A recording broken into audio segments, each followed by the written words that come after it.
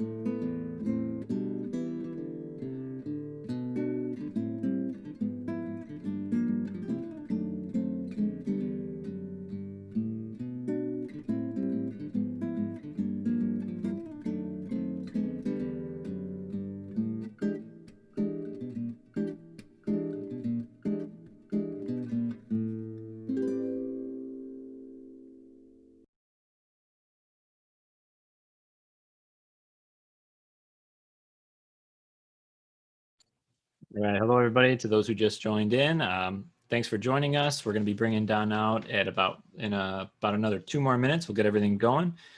As always, every Thursday live stream is a free show, so do not feel obligated to tip. We are happy to have you with us. But if you got some value out of this and you would like to help support Don and Sober in the Sun, there are links in all of the various chats. And we will get Don out in just another 2 minutes.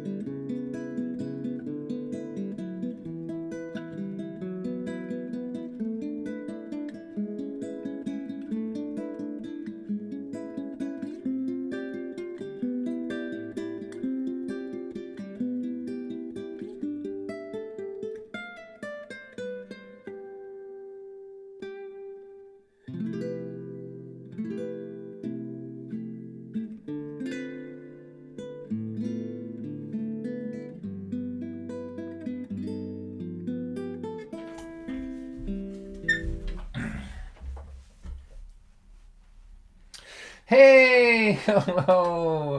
Hey, go like this if you can hear me. That's right. Hi, Curtis. How you doing? Good to see you, buddy. All right, so welcome everyone. Welcome. Tonight we're partnering with Sober in the Sun, a festival that I have been involved with since I think the first or second one that there ever was. We're not going to be doing the festival in person today, but we're going to try to help them out and have a little fun. So what I'm doing now is I'm just going to sort of pre-show the thing. I want to tell you how it's going to lay out so that you know how it's going to work. So we are streaming this from Zoom to Facebook and to YouTube. So to my friends on Facebook, which I think is over here, hello all to you. And to my friends on YouTube, hello over there.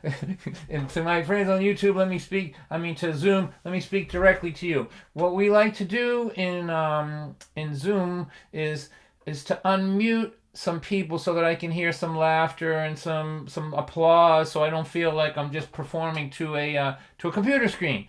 So I'm going to teach you how to raise your hand in Zoom if you don't know already. And if you raise your hands, what you're telling us is that you're in a quiet place. So the thing with Zoom is any sound that you make is as loud as my sound. So opening up a bag of chips, a squeaky chair, it's kind of like the same way it would be if you were in a small church with the pastor talking, it's distracting. But if you're in a quiet place and you think you can be quiet for a while, I want you to raise your hand so that we can unmute you and see if we can get a little bit of interaction going. So the way we unmute in Zoom is down the bottom of your screen, most screens, there's a participants icon.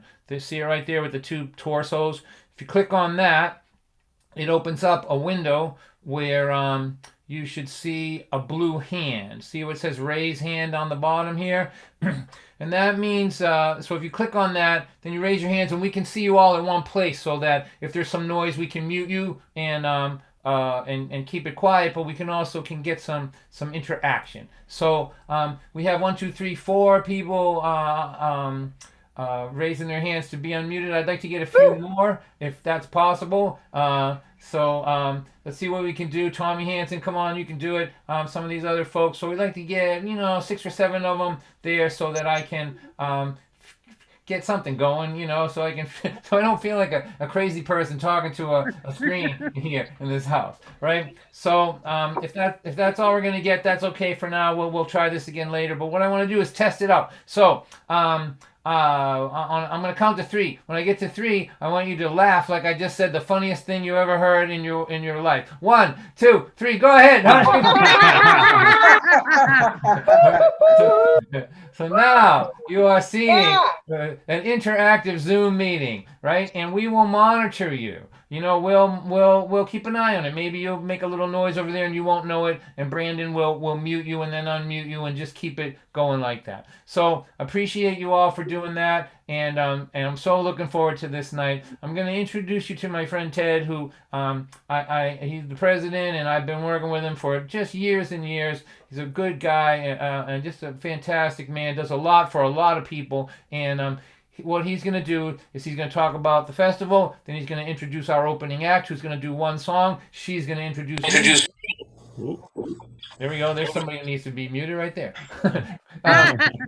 She's going to introduce me, and then I'm going to play till probably 8:20, 8:30. Then we're going to have an after party with some special guests. Right, and the after party, as Sarah will tell you, is always worth hanging around for. So please, those of you that are not, that are still muted, you can applaud this way, and the rest of you can applaud for real for my friend Ted Croteau. There he is, right there. Hey, thanks, Don. Hi, I want to welcome everybody who's here. It's great to see people. This is a very touching time of year for us festival goers, so I want to thank you all for coming to this virtual festival, and I want to thank Don for helping us put this on. In case you don't know, my name is Ted Croteau. I'm the president of a 501c3 nonprofit organization called Sand Stew Incorporated, and what we do is we're trying to promote a drug and alcohol-free environment for friends and families of people with addictions, along with the people with addictions. I like to say is the addiction tears families apart. We like to try to put the families back together.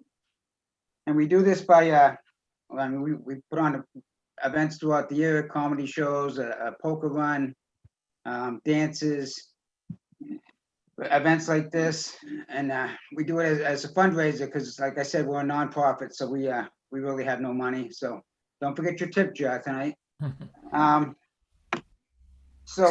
What we do is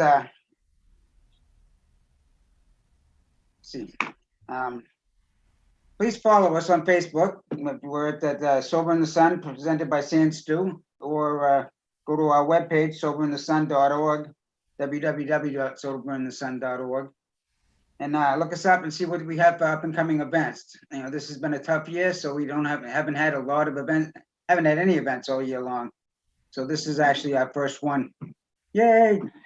And so we want to thank you for coming. And this is I don't know if you know of it. We put on our big event is called Sober in the Sun. It's a 4-day camping experience.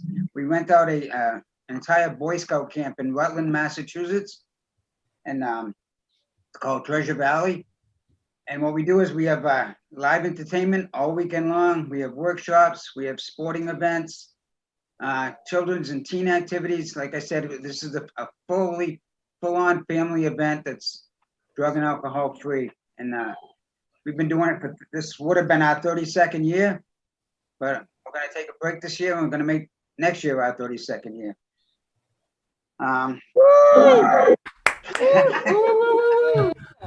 Yay, I'm glad somebody liked that. So we have, like I said, go to our webpage or check us out on Facebook and see when our next events are coming up, and please help us to stay affordable. You know, our job is to put on events like this so we can keep it affordable for families.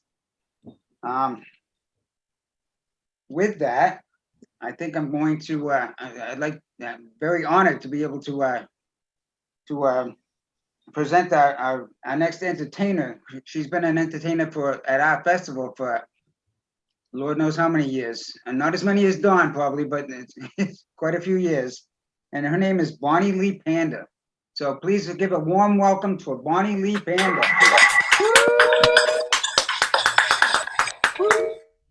Thank you. I'm hoping I don't feedback. I've been feedbacking a little. Can you? Is it sound all right out there? Yep, Yes. you sound good. All right, yay. How fun is this? I'm so excited. I was so bummed about Sober in the Sun being canceled. I know we got to do what we got to do, right? And we're all just floating along in this crazy 2020. But this is so cool. I feel connected to you all. And yeah, I think I've been, I've gone for the past 15 years, maybe even 16. I've gone every year except for one. And I had a baby, so I think I had an excuse, but, man, so this is different, but we're grateful, I'm grateful to be here. And, so yeah, thanks Dawn for having me, and everyone, just Brandon, thank you for helping with the sound and everything. I'm going to sing my favorite Dixie Chick song for you. I don't want to be. What? You're good. Go ahead. Okay. 2 days past 18, he was waiting for the bus in his army green, sat down in a booth. He can't be there, gave his order to a girl with a bow in her hair.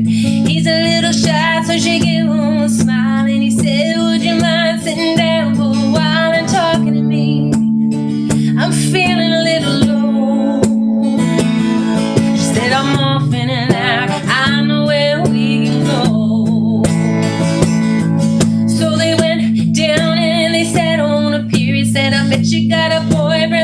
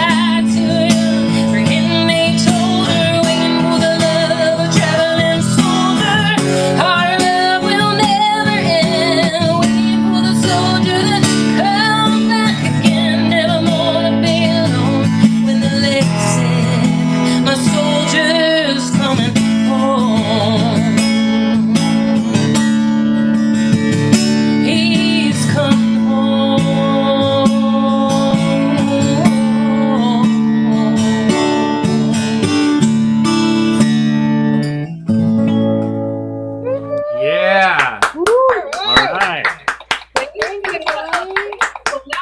I'm going to turn it over to Don White. I am so excited to just sit back and enjoy. Thank you. Wow, well, that was fantastic. Let's hear it for her one more time. Come on. That was great. All right. All right, here we go. I'm so happy to be here. Hey, here we go.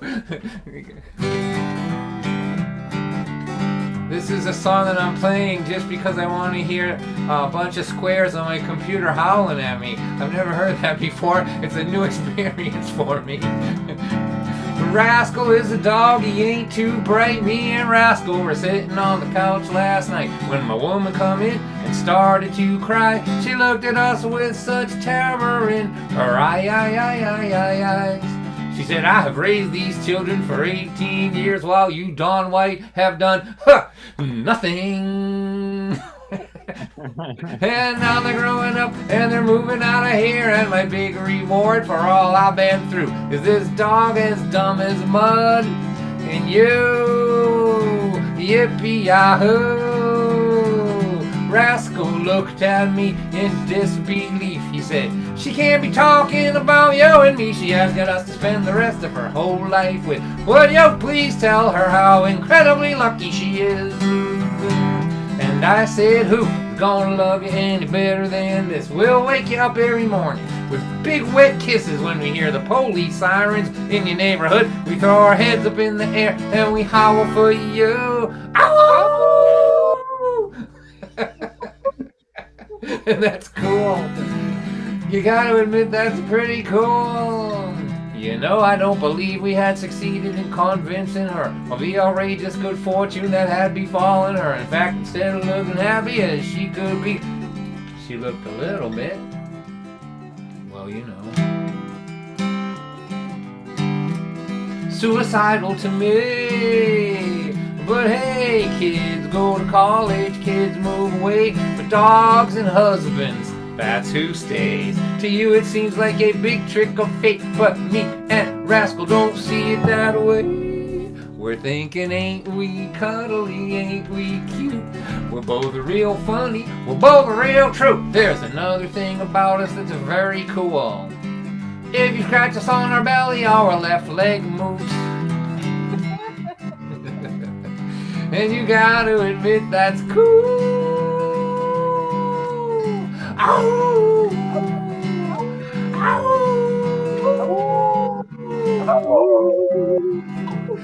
This is like surreal. This is the kind of dream you wake up screaming from, isn't it? Alright. Well, okay, so maybe we ain't that smart. We're a couple of mutts with a lot of heart. But no one could ever love you better. I'll give you more loyalty than this dog. As dumb as mud. This dog. As dumb as mud. This dog. Dumb as mud in me. Alright, there we go. Alright, Don. Thank you. And the crowd goes wild. The crowd is totally going wild. Alright. I know a wife and a husband. They had a shiny little kid. When that kid turned 16, you won't believe what he did. He smoked a lot of marijuana. He snorted cocaine too. Then he told his parents he was gonna drop out of school. The father pounded on the table. The mother hollered and she screamed. They run him down to the doctor. Doctor, what does this mean? He put them all on Prozac. Right then, right there. He said, you'll still have your problems, but now he just won't care. He prescribed a little therapy, some supplementary drugs, but he didn't write a script out for a little more love. Just a little more love. What the heck could it hurt? It might not fix nothing. At least it won't make things worse. When you're looking at your lifetime from the end when you are done, you know it might look a little better. See a little more love. I know a wife and a husband, and they had a shiny little kid. When that kid turned 16, you won't believe what she did. She said, Mom, I'm sleeping over Susan's. That was just a big lie, 'cause what she really was doing was staying out all night. And when her parents found out, they cried boo-hoo-hoo. And then they called the radio talk show. They asked him, what should we do? He said, send her off to boot camp. That was his advice. It was good for his ratings, but it wasn't very nice. Just a little more love. What the heck could it hurt? It might not fix nothing. At least it won't make things worse. But when you're looking at your lifetime from the end when you are done, you know it might look a little better. See a little more love. I can see that you're a tough guy. You won't be pushed around. You're not gonna take it. You're good at putting your foot down. You might get killed by lightning. You might get hit by a truck. But if you're not that lucky, you might just wind up spending years in a rest home without a whole lot to do. But look back on what you did with the time God gave you. Just a little more love. What the heck could it hurt? It might not fix nothing. At least it won't make things worse. When you're looking at your lifetime from the end when you are done, you know it might look a little better. Big, rough, tough guy to see a little more love. It might look a little better. See a little more love. Yay! Oh, Square 15 is losing it. Square 17, they're having a good time over there too. Here we go. All right, so I'm gonna play a song for somebody that I met at one of these festivals. It might have been Half Moon or Sober in the Sun. And let me tell you the story. So my daughter was doing booking for me at one point, and she called me up and she goes, I have a wedding for you to do in South Boston. It's a wedding, but I think the people are in recovery. I go, okay, great, good. So 2 days before the event, the wedding, she called me up again and said, it's not going to be a wedding anymore. I go, well, why am I doing it? She goes, I have to just tell you. This is my daughter now. She goes, Dad, I talked to this woman for a half hour. Like, something happened. I don't know what happened with the fiance, but it's not going to be a wedding anymore. She's going to have a celebration of life for her sponsor. And I go, well, you know, what are we doing? And she goes, you're not going to believe this woman. She is the most interesting. I've never met anybody like her. I only talked to her on the phone for a half an hour, and I'm telling you, this is going to be interesting. So now I'm intrigued. Like, I'm really intrigued. I want to know what's this? Who is this woman? So I go to this little place in South Boston. It's like I don't know, a church or a basement somewhere, and I'm supposed to play after a DJ plays, and I want to meet this woman. I need to meet her because I want to meet somebody whose wedding all of a sudden disappeared, but now she's going to have a party. And she's good with it. I kept thinking, there's going to be a facade here. This is going to be, nobody can be happy about this. And so I meet her. And right away, I'm staring at her. I'm like, you know, and I couldn't see it. I couldn't see that there was any difference. She looked just like she was at her own wedding. She was so in the moment. And the first thing I noticed about her is that she had these shoes on. They were like red shoes with diamonds all over them. It looked like if she clicked her heels, she could shoot off to Oz. And I had like $10 rotten, stinking, you know, shoes on that I bought, you know, 5 years earlier, and they were all beat up and everything. And I put my foot next to her for her shoe for contrast, and she took a phone out, snapped a picture of it. And I was kind of charmed by her right away, right? And I kept looking at her, and she just looked to be like somebody, not like anybody I ever met before, just so in the moment.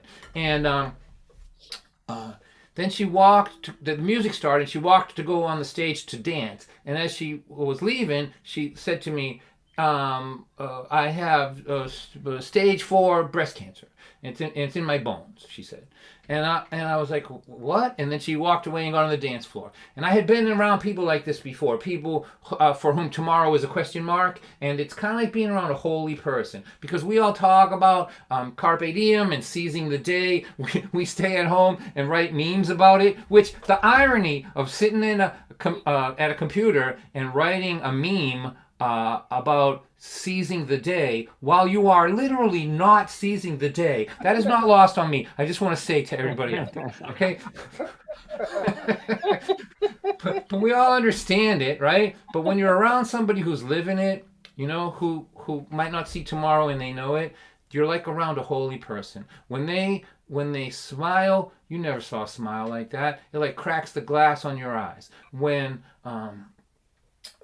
they hug you, oh man, you never had a hug like that. Like when she hugged me, like I felt like there was nothing else happening on planet Earth. That it was just this hug and everything else was shut down. It's almost like we could have lifted up out of the ground and just gone away, you know, floated to the sky. And when they dance, I'm telling you, my friends out there, nobody dances like somebody for whom tomorrow is a question mark. And I watched her on the dance floor, and it was like in a movie where everybody faded away and there was one light on her, and she was just twirling as if, you know, totally in the moment. And she became my pal. Her name was Joan Lynch, and she would come to my concerts all the time. And one time she came to a concert of mine at Passim toward the end of her life, actually, and she came right from the hospital. She was in treatment and really sick, you know, and she said, I'm going to this concert at Passim, like, unplug me. And they're like, no, you have to stay here. She goes, I'm going to see Dawn White. And she got up out of bed and had her friend come to the concert. And she looked beautiful. She couldn't have been any sicker. Right? But this is the thing about her, and some of you guys here I think know her a little bit or knew her. She dressed beautifully. Like when she showed up at Passim, she was gorgeous. She had this beautiful purple multicolored scarf on, and the reason she did this, her friends told me, is that she might have one good hour a day. And if she went out in public, she wanted to look beautiful so people wouldn't worry about her. And the rest of the time, she'd be buckled over, you know, dying, basically, right? And that's the kind of person that she was. And I raised money for her. I did a bunch of things for her, and I miss her a lot. And she taught me a lot about being in the moment and not letting it get by. So I'm going to sing this song for her, Joan Lynch. The song is called Last Dance. She told me she was stage 4. She walked onto the dance floor like it was the last dance of her life. I never saw a smile so bright. I never got a hug so tight. Never saw a dance hall light illuminate a soul so bright. These eyes have seen a lot of things, but they never saw angel wings till they watched a woman dancing like it was the last dance of her life. Like it was the last dance, like it was the last dance, like it was the last dance of her life. I know that people love the old cliches, how everybody ought to seize the day. You know, they post them on their social page every hour of every day. But you gotta love the irony of sitting down at a computer screen, posting carpe diems day and night, while your life goes passing by. I never saw a smile so bright. I never got a hug so tight. I never saw a dance hall light illuminate a soul so bright. These eyes have seen a lot of things, but they never saw angel wings till they watched a woman dancing like it was the last dance of her life. Like it was the last dance, like it was the last dance, like it was the last dance of her life. Maybe tomorrow I will try to write a song about this precious life, but you know, tonight I think I'll live this life instead of describe it while it's passing by. She told me she was stage 4. She walked onto the dance floor, and her body started moving like this was the last dance of her life.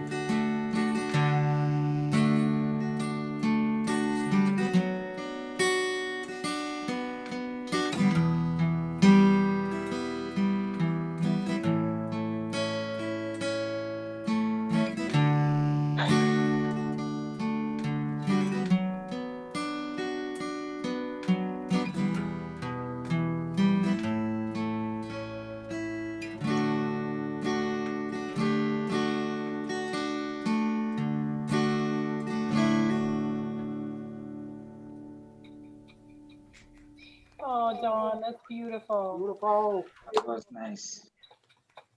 All right. I thought you said this guy was funny. What the heck was that? How was that funny guy you went to see at the concert the other night? It was the worst funny show I've ever been to. All right. So, I just want to, these people that impact you in this world, it's nice to keep their names alive. And with this technology, you can do it with music and words and with photograph too. So, all right. So here we go. Here's a song from my most recent album. My most recent album is called Live at the Guthrie Center. There's a link in the chat where you could buy my CDs. If you're still a person who buys CDs, I know there's 2 or 3 of you left in the world. You could go there and buy it. This song would be on it. And this is a song that I wrote a while back. So where I live in Massachusetts and where I go a lot in Michigan and in Colorado, all those states, weed is legal. And I have to tell you all, I think it's okay. I don't smoke it myself. I smoked plenty of it back in the day, but I don't smoke it now. But I'm glad it's legal. I'm glad nobody's going to jail for it. Let me just establish that at the beginning of this thing here. Okay, I'm okay with it being legal. It used to be quasi-legal. Do you remember that? Like when you had to get your doctor to lie for you? Like John has some anxiety and early stage glaucoma, so he needs some Hawaiian bud to solve his issues, right? It used to be that way, right? But now you just walk in the store and get it. And again, I'm okay with it. It's okay. I have 2 issues which I address in this song. One of them is in my town, Lynn, Massachusetts, and I mean this is 100% true. You cannot go anywhere and not smell weed anymore. Anywhere. It's coming out of churches and kindergartens and police cars. Every intersection, every car is just blowing out the windows. And which again, I don't care. It's okay. That doesn't even bother me. But it doesn't bother me that joggers now leave their house and when they pass the church and then the kindergarten and the intersection and the police car, they buy a bag of Doritos and keep running right to detox. I'm okay with all of that too. It's all right. None of that bothers me, right? But here's what I'm concerned about. If we were at the festival and I'm looking at the squares now and seeing so many people here that I would seek out and want to talk to. We would go for a walk in the woods, we would sit by a campfire, and I would listen to what you said, and I would learn things, and we would share the beauty of conversation. And so my concern now is that with it being so available and destigmatized, right? I think those of us who love, what do you call it? Focused conversation where the person you're talking to remembers what you said to them. That kind of conversation like that. I think that we're in for a stoner zombie apocalypse. I think we're going to have like speakeasies. We're going to have to meet underground. We're going to call them Speak Coherently Easies. And we're going to have secret meetings underground where we can have conversation where the people that we're talking to can remember what we say. That's just my thoughts on it. So I know everybody is on the other side of this opinion. They all think it's good, and I don't care. I'm glad it's legal, but here we go. This is called This Is Nothing. I sat around with a bunch of stoners. I listened to them talk all night long. They were sure that their conversation was deep with meaning. They were wrong, 'cause when you smoke it makes you stupid. I thought you knew it, but I was wrong. We're not having a conversation. This is nothing at all. My friend Harry lit up a fatty to celebrate my brand new job. I watched his brain float out of my window. He left me talking to an empty block. 'Cause when you smoke it makes you stupid. I thought you knew it, but I was wrong. We're not having a conversation. This is nothing at all. I have to get in character for this part, so here, wait a second. I'm gonna droop my eyes a little bit. I'm gonna droop them a lot. All right, second. I'm gonna slow the guitar down to stoner speed. Wait a minute. It's still too fast, I guess, Louis. There you go. All right. Yeah. We're all 20 years old. We're sitting in somebody's mother's basement. There's a lot of smoke in the room. We're having deep thoughts the way young people do about the world. We're philosophizing. And my best friend Jeremy, why is your best friend always named Jeremy? I don't know. But there he is. You can see his outline through the smoke across the room. And he's going to speak. He's got something important to say because he's having deep thoughts. And this is what he says. What if our whole life was just a dream, man? What if we're dreaming this right now? I forgot what I was just saying. Let's order pizza. Pizza. Cause when you smoke it makes you stupid. I thought you knew it, but I wasn't wrong. We're not having a conversation. We're doing nothing at all. It cures glaucoma. It cures insomnia.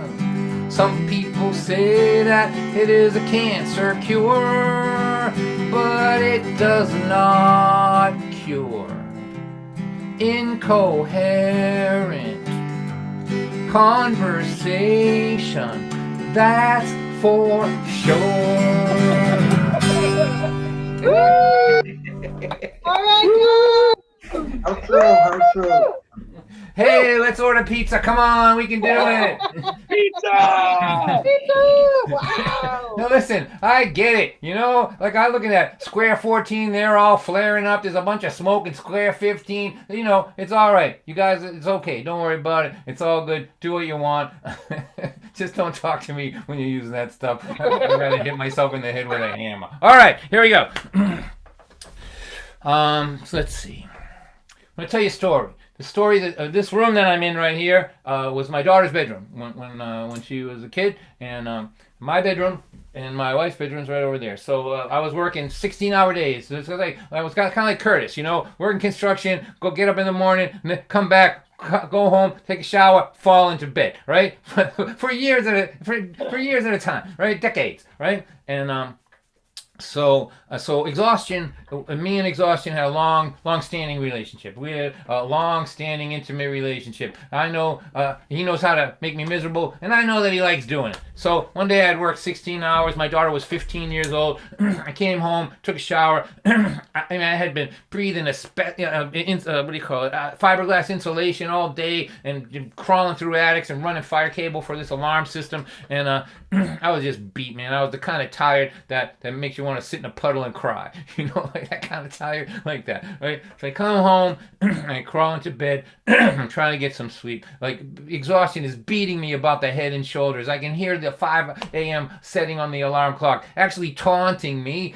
I can hear it talking. Dawn White, I'm gonna ring as soon as you close your eyes, big guy. Just so you know, right? So and so I'm trying to get some sleep. I just need this much sleep. Like how much sleep is that? I don't know. A morsel, a modicum, a molecule. I need this much sleep or I'm gonna die, right? and I can't sleep because my daughter is 15 years old. There's no door on her bedroom, and I can hear everything that's going on in here. And she's on the phone with her best friend, and she is laughing her head off. That's like screeching, laughing, and wailing the way only a 15-year-old girl can sound. There is no sound on earth like the sound of two 15-year-old girls laughing with each other, right? And so I say to myself, I have to do something about this. Or, I just can't live with this. So I conjure up in my mind my available dad identities that I think that I have to pick one of these to go over there and address the situation with. So I have three different dad identities. The first one is the guy who likes to yell, the blusterer, right? And so I think, okay, I conjure him up, I picture him. I think if I bring him over to the doorway, what will happen? This is what will happen. I would come over here to this doorway. Her bed would have been right here, and I would come in, stand at the door, and I go, I'm trying to get some sleep here. You don't care that I have to get up at 5 in the morning. Why should you? You get to sleep till noon. That would never even occur to you that other people might be living in this house. And then I would put my fist up like this because I'm the boss, right? I'm the dad number one. And I would say, hang up that phone right now. And then boys and girls, there would be quiet. What kind of quiet? There'd be quiet anger, quiet resentment, and there would be quiet plotting of revenge. Because dad number one gets more quiet than he bargained for. That's because he's 100% noise and 0% thinking about the results of his behavior. And so, he wins the battle at the expense of the war. He's a pawn of exhaustion, and he lives in this vicious cycle of screaming and yelling, and then having to go apologize for it, right? So I think maybe dad number one isn't the guy for this job. So I conjure up dad number two. Take a look at him. Dad number two is still a pawn of exhaustion, but he lacks the will to fight. Instead, he's kind of a wimp. He's a pleader. His method is to look as pitiful as possible and to speak in a defeated monotone. My daughter's name is Ariel. I would say, Ariel, please, if you love me, even just a little bit, please take that phone and go downstairs with it. I have to get some sleep, please. And so, although dad number two is kind of weak and sad, at least if he does the job well, I won't have to apologize for the way he did it, right? So I think dad number two is the guy for the job. So I conjure up my defeated monotone. I roll it around in my mouth. I'm getting ready to get out of bed and go address the situation when a door in my mind opens up and out walks dad number three. He speaks. He says dad number one is mean and dad number two is just kind of sad. The problems here are not with the sounds in this house. It's with the way that you are choosing to hear them. And I think to myself, great, dad number three is a philosopher.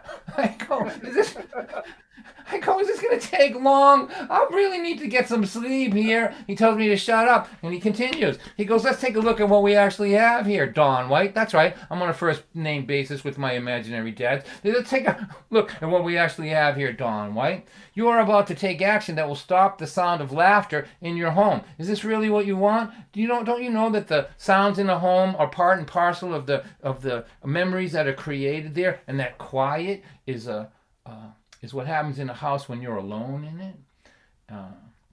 And then he says it again. The problem here is not with the sounds in this house, it's with the way that you are choosing to hear them. And then I get it.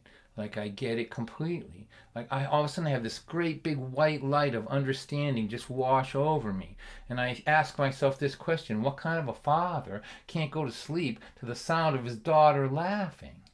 And then instantly, it was as if me asking the question changed everything, right? All of a sudden, all the sounds coming from my daughter's room were transformed. They became music. They became summer rain. I laid back in bed and I let them just wash over me. All the pores in my body opened up and just drank in the miracle of my daughter's teenage laughter. It was magic. It was giddy. It was a sound so complete that it was as if there was no difference. It was as if all of her molecules were laughing. There was no difference between my daughter, the young adult, and laughter itself. It was all one beautiful symphony, light and lovely, and she sang me to sleep with laughter, and I dreamed the dreams of a rested, peaceful man. And when I woke up in the morning, I wasn't just renewed, I was reborn. I was a new man. Exhaustion was gone and wouldn't return until the day had wrestled from me my zest.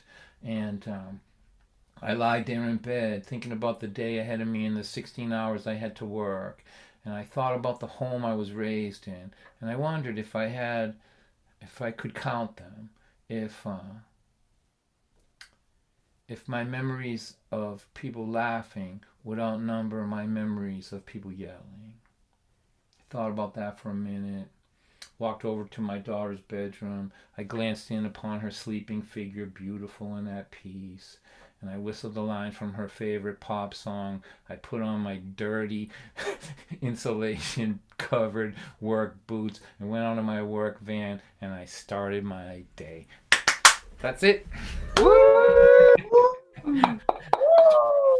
There you go. Awesome, Don. Yeah.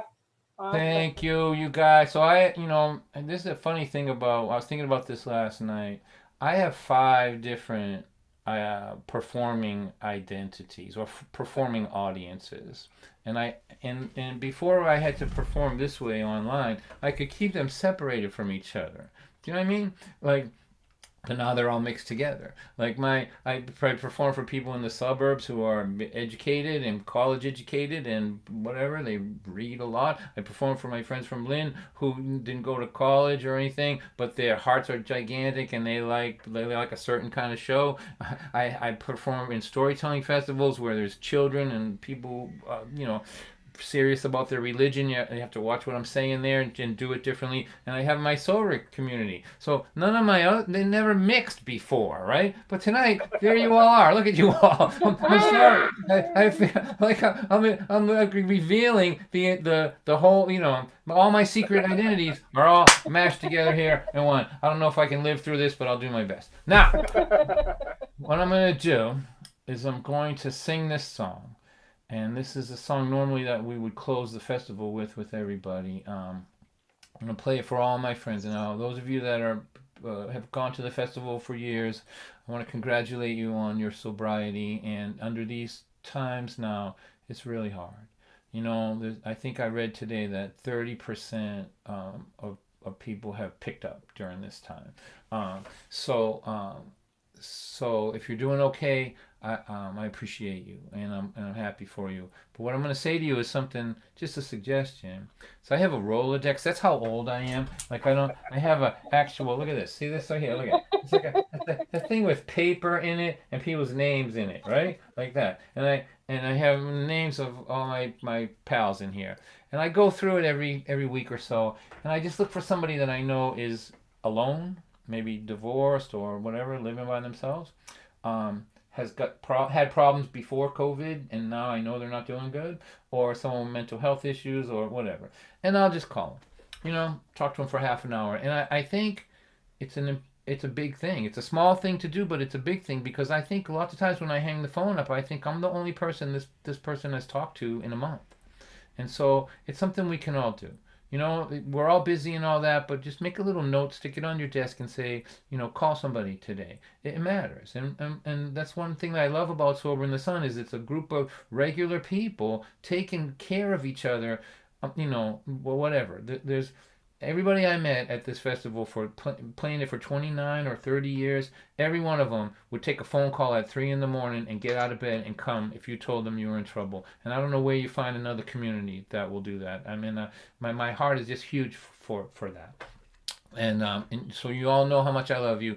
And so let me sing this song. And then what we're going to do is we're going to take a break. It's only going to be maybe 3 minutes or 4 minutes. The first part of the break, there's going to be a public service announcement that I want you all to watch. It's very important. Don't give that away now, Sarah. It's very important public service announcement. It is. And then we're going to put the screen up that shows you how you can donate. And so, as I say every week, this is a free concert. If you don't have any money, you don't ever have to worry about not being welcome where I'm playing. And when we go back to playing in regular venues and concerts, if you're broke, you call me, send me an email, and you can come. I'll get you in. You never have to worry about being out of work and not being welcome where I am. I have been without money more than with money in my life. And that applies here too. Do not feel uncomfortable. You just sit back and enjoy the show. But if you're doing okay and you like what we're talking about to support this kind of a thing in these difficult times. And then you're supporting me too. I'm calling it the Dawn White Ramen Noodle Fund. So you want to support Sober in the Sun and their good work and the Dawn White Ramen Noodle Fund. Donate, and you can donate on Venmo or PayPal, or you could write a check. It'll go to the PO Box 46. And so we'll take a few minutes and do that, and then I'll come back and play, to 25 past or so. Then we're gonna have an after party with some special guests and some people. It's gonna be like the coffee house. We're gonna we're gonna try to use the technology to make it feel like we're together the best we can. This is the best we can do, and I miss everybody, and so you might want to hang around for that. But I can understand it. If you have a long ride home, don't worry about it. If you have a long ride from the living room to the kitchen, you go ahead and get in the car and make that long ride. Don't worry about it. All right. There is a little girl with pretty curls. She's about 5 years old, and she is waiting at the gate for her dad to come home. When he pulls around the corner in his shiny white car, she feels the magic light up in her heart. And he picks her up and he holds her. He says he missed her. He's glad that she is here. As the child lays her head on his shoulder, she whispers these words in his ear. Daddy, I know exactly what love is. Love is real simple and true. Love is this feeling my heart gets when I'm being held close by you. Now she is 20 and there's plenty of love everywhere. She's getting married, so her family and her friends are all there. They've gathered this morning to stand at her side as she waves goodbye to this time in her life. And they each take a moment to hold her and to tell her what she means to them. In a world that seems to keep getting colder, she has been blessed with a warm family and friends. She says, I know exactly what love is. Love is real simple and true. Love is this feeling my heart gets when I'm being held close by you. Now they are older and no one told her it got crazy like this. They're going to night school, they're working jobs too, they're raising 3 kids. The youngest one is crying with a bruise on her knee. She needs attention and she needs sympathy. And when she picks her up and she holds her, that old magic lights up in her heart. And as the child lays her head on her shoulder, she knows exactly why they're working so hard. Little girl, I know exactly what love is. Love is real simple and true. Love is this feeling my heart gets when I'm being held close by you. Now they are 60 and their history spans 40 odd years. They have buried their parents, now their grandkids are here. There's something about the way they look in each other's eyes that speaks softly about the meaning of life. And when he puts his arm out to hold her, it feels so familiar and warm. She thinks love is an expanding endeavor till your last breath from the moment you're born. Now she is 80 and she hates being in this nursing home. Her man's been gone now for a long while, and she feels so alone. She closes her eyes and she begins to pray that a little comfort might just come her way. And God lifts her up and he holds her. And she remembers this feeling she has. She is not a woman whose life is almost over. She is a little girl being held by her dad. And God, I know exactly what love is. Love is real simple and true. Love is this feeling my heart gets when I'm being held close by you. And God, love is real simple. Love is real simple. Love is real simple and true.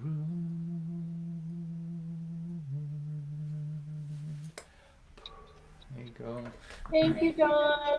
Beautiful. Nice job. Amazing. All right, so I'll be back in 4 minutes. Be sure and donate if you can afford to do so. But first, I want you to watch this very important public service announcement. All right. This car has been stopped for quite some time. I'm going to check it out.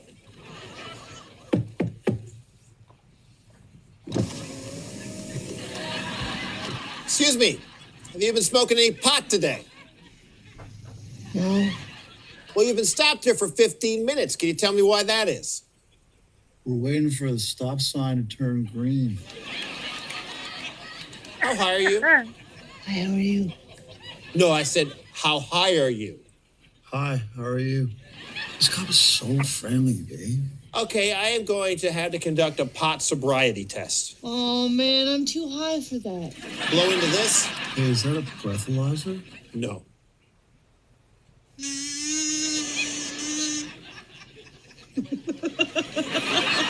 Okay, now I'm going to ask you a few questions to determine your ability to drive.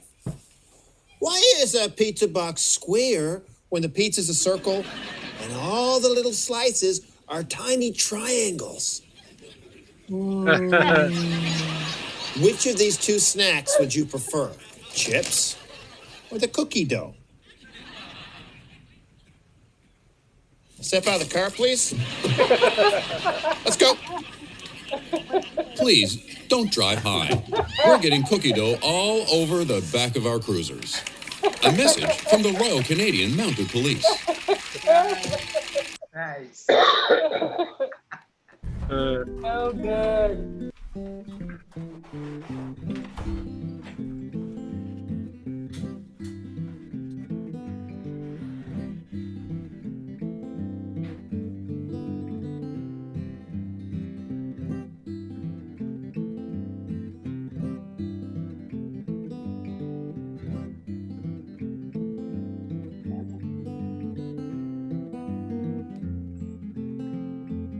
Right now I'm watching everybody.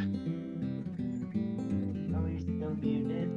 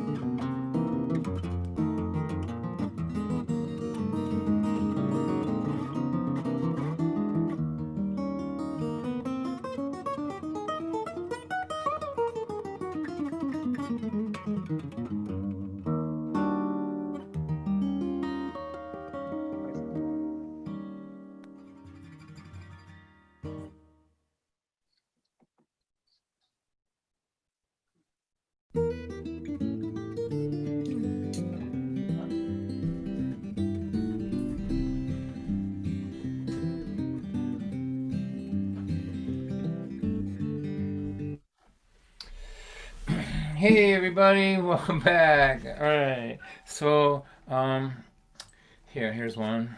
It's for my wife. I've been with my wife for a long time, man. We got married in 1978. We're still hanging around together, and COVID hasn't pushed us over the edge. We have we have upstairs and a downstairs, and we stay away from each other pretty good. It's been pretty good. But one of the reasons why we've done so well together over the years is that she makes me laugh. She's just a punk, and I'm kind of in the laughter business. It's not easy to sneak up on me, for me not to see the joke coming, but she does it quite often. And so this is a little song called Sassy Brat for her, and just to acknowledge that I wouldn't be where I am without her. I'm crazy about her still, which is weird, isn't it? Is it weird to be still crazy about somebody that you met when you were 16? I am. I don't know. In the 18, 19, 20, 30, 42 years that we have been wed, I wondered if you ever heard a word I said. Till I said, pass that remote control over here, and you told me to blow it out my ear. I love you, you're a sassy brat, you make me mad, you make me laugh. God, please don't cut our time in half. Let me grow old with my sassy brat. When my fans call up and say that I'm great, you tell them that is a huge mistake. That if they had to live with me, they would understand what a big pain in the ass I am. I love you, you sassy brat. You make me mad. You make me laugh. God, please don't cut our time in half. Let me grow old with my sassy brat. There are men that like women who they can dominate, that bring them breakfast in bed and always tell them that they're great. Well, my sassy lady never does that for me, but at least a life with her is definitely not boring. She says if you want me to believe that you're great, do a couple loads of laundry around here someday. Hey pal, it's only because you're still kinda cute that I haven't already gotten rid of you. I love you, you sassy brat. You make me mad, you make me laugh. God, please don't cut our time in half. Let me grow old with my sassy brat. You say the kids have both gone to the show.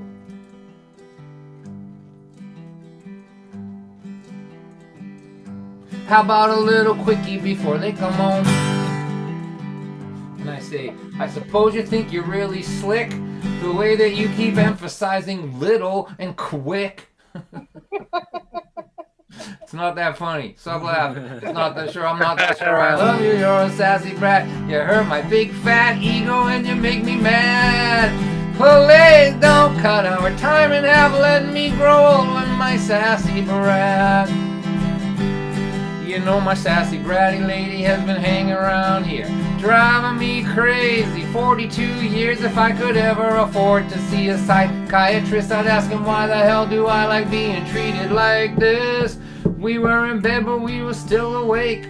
You said I really love you in this life we've made. I said, hey, can I quote you on what you just said?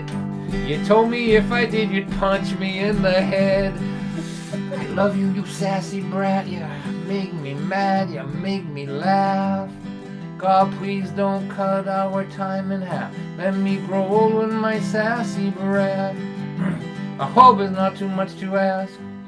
Let me grow old. with my sassy brat.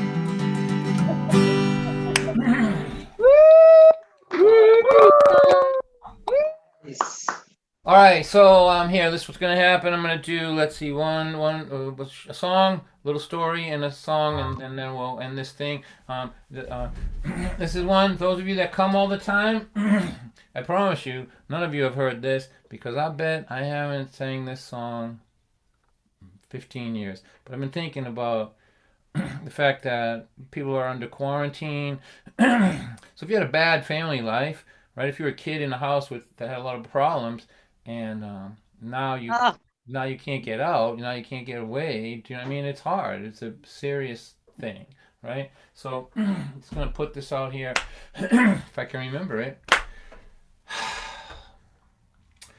My father, my mother, my brother, and me went to McDonald's for something to eat, and I played in that room with the slide and the toys, and I had lots of fun there with 5 other boys. But when my dad said it was time to go, I wanted to stay, so I told him no. And he slapped on my face, and he pulled on my hair in front of those 5 other boys that were there. And now I'm in bed, I'm alone, and I'm sad. It's dark, I can't sleep. And I'm mad at my dad. Never, never, I will never. My friend Kathy Cole doesn't have many things, but she had this one doll that could talk and could sing, but her parents got drunk and they had a big fight and they yelled at each other way into the night, and the next day her mother picked up that doll and she threw it at Kathy and it crashed on the wall, and then after that, when she pulled on the string, doll wouldn't talk and the doll wouldn't sing. I love Kathy Cole because I think she knows how it feels in your bed to be sad and alone. Never, never, I will never.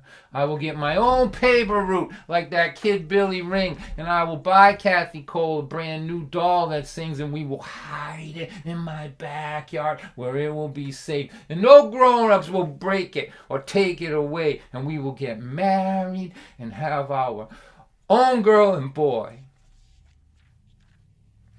And we will not slap their faces, and we will not break their toys, and we will love them and hug them and tell them they're great, and we will never make them feel like I feel today.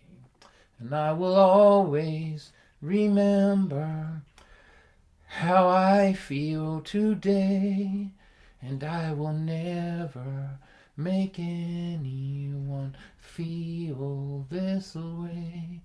I will always remember how I feel today, and I will never make anyone feel this way. Never, never, I will never. There you go. Beautiful. Absolutely beautiful, Don. Thank you so much. Nice, nice. I haven't heard that one in a long time. Yeah, Yeah. nice. You know, it's, you know. All right. So here we go. I'm going to wind this thing down. I'm going to tell you a story called My Messed Up Friend and His Backhoe. And then we're going to play a song for you the way we would have ended the festival. So then when I'm done with that, we'll take we'll put the splash up, the screen up again, and so if you can donate, I want you to, you know, think about it. You're supporting an organization that is literally in some ways saving lives. At the festival now for 30 years, you know, and everybody here can testify to this, and people who come, you'll see people with 40 years of sobriety and people with less than 24 hours, and they come to it, and all of a sudden they're surrounded by this support system. And the idea of this festival is that you don't have to sit around in a circle and talk about being sober. You can dance and raise hell and go swimming and do whatever, you know. It's you know, it's a way to sort of show you the community. And all right, so I have some friends and they're messed up, but lots of them actually. But I had to tell you that it's not one-sided. I have been the messed up friend too. You know, I have other friends who could say I have friends who are messed up and they're talking about me. Right? So one day you're in your house and you look out your window, and because you hear a noise, a motor, and you see your messed up friend driving a backhoe into your yard. And you think to yourself, oh, this is a new one. And while you're watching, he commences to dig a 6-foot hole in your yard. Well, let's make it 8 so it doesn't feel like a grave. He digs an 8-foot hole in your yard. And then he jumps off his backhoe and rings your doorbell. And before you get to open the door, he's jumped off your porch and climbed down in the hole that he dug with his backhoe. And you walk over to your messed up friend, who you love, by the way, and you say to him, "What's happening?"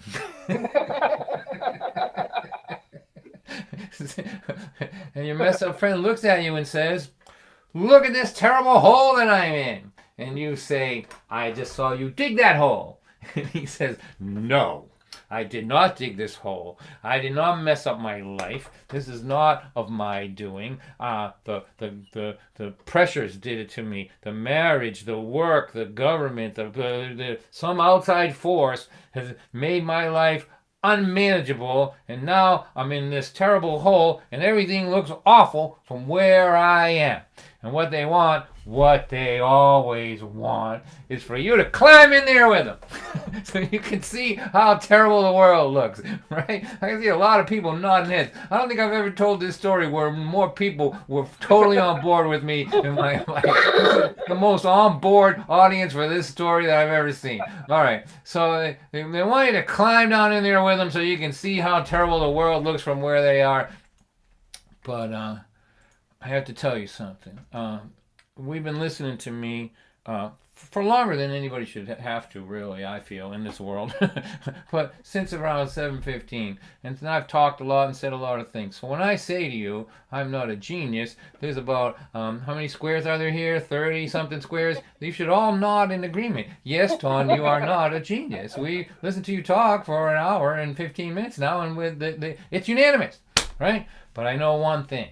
If I climb in that hole with my messed up friend that I love, and you walk by, I don't know what you're going to see, but I know what you won't see. You won't see two really smart people down in a hole. That's what you're not going to see. You're not going to see two geniuses in that hole. That's not going to be what you're going to see.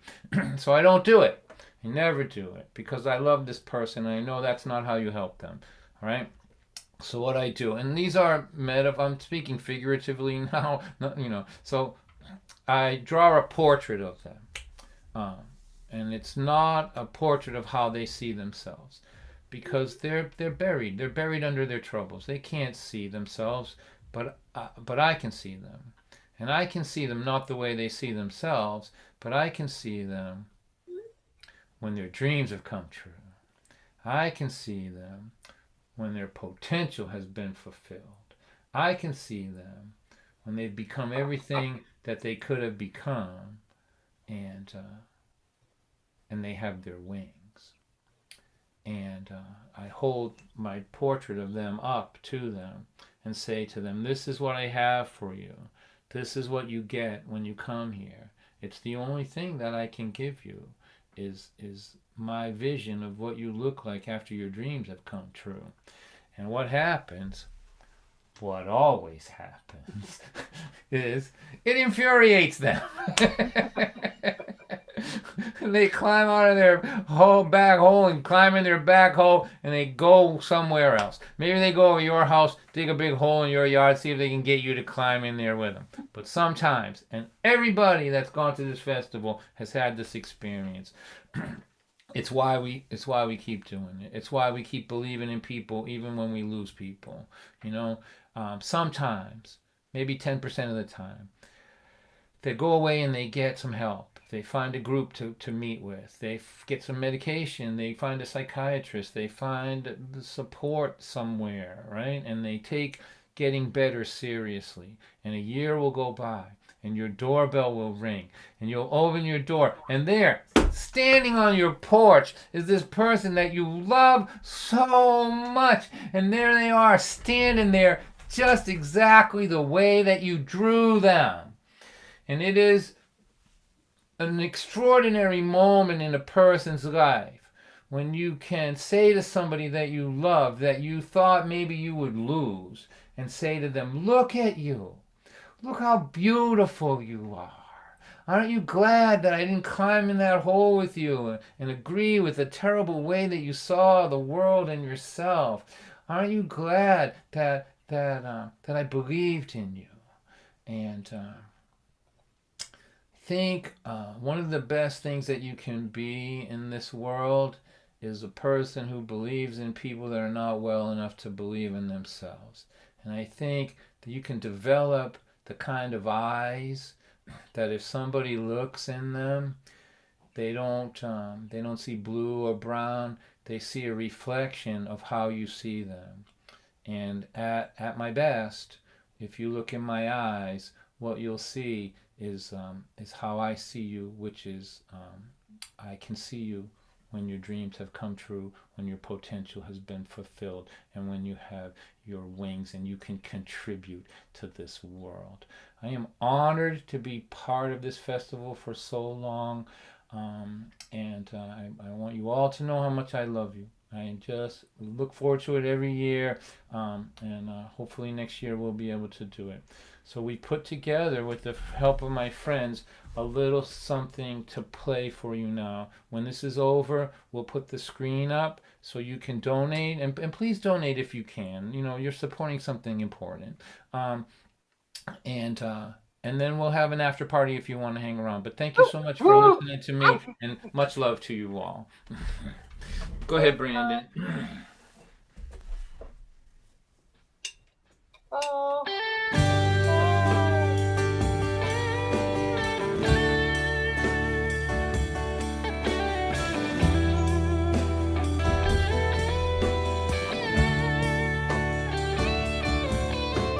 She walked across the room like she was walking off a cliff. In my mind I said, what kind of shattered angel is this?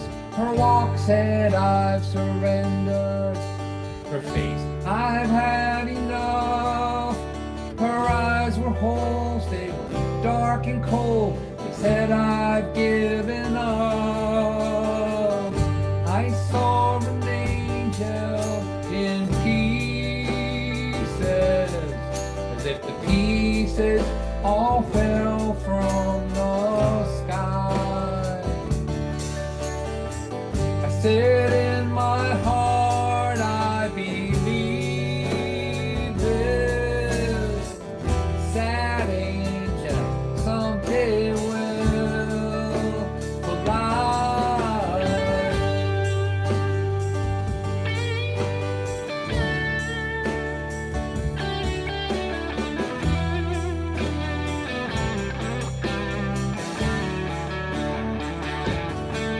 You know, life rains down so hard upon some people that we know.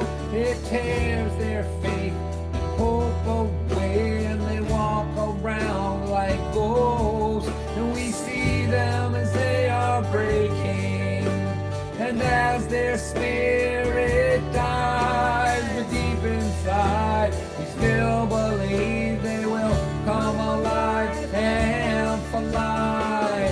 I saw an angel in pieces, as if the pieces all fell from the sky. I said in my heart, I believe this sad angel someday will fly.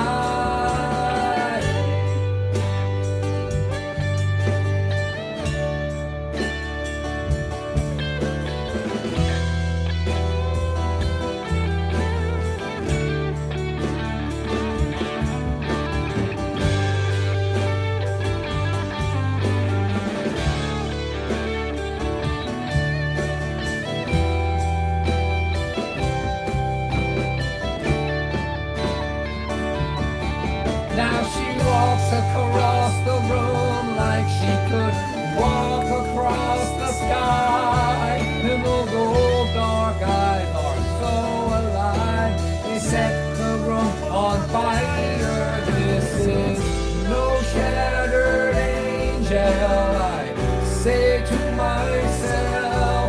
I feel Zuzu's pedals, I hear one some more bell.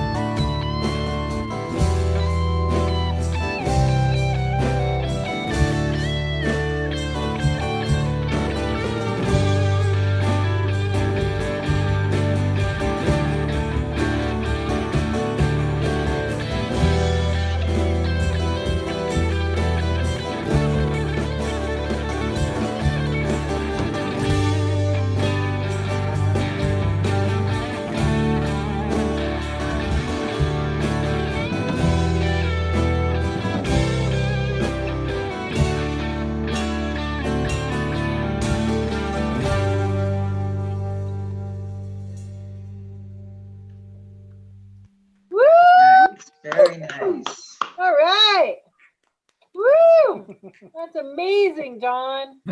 Oh my God. That was awesome. You're magical.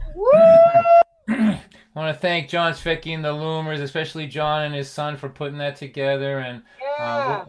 so you guys just relax a little bit, donate if you can, and we'll come back and have a little song circle with some special guests, and we'll bring our opener back to do some tunes, and we'll just we'll do our best to simulate community. All right. Yeah, yeah, yeah.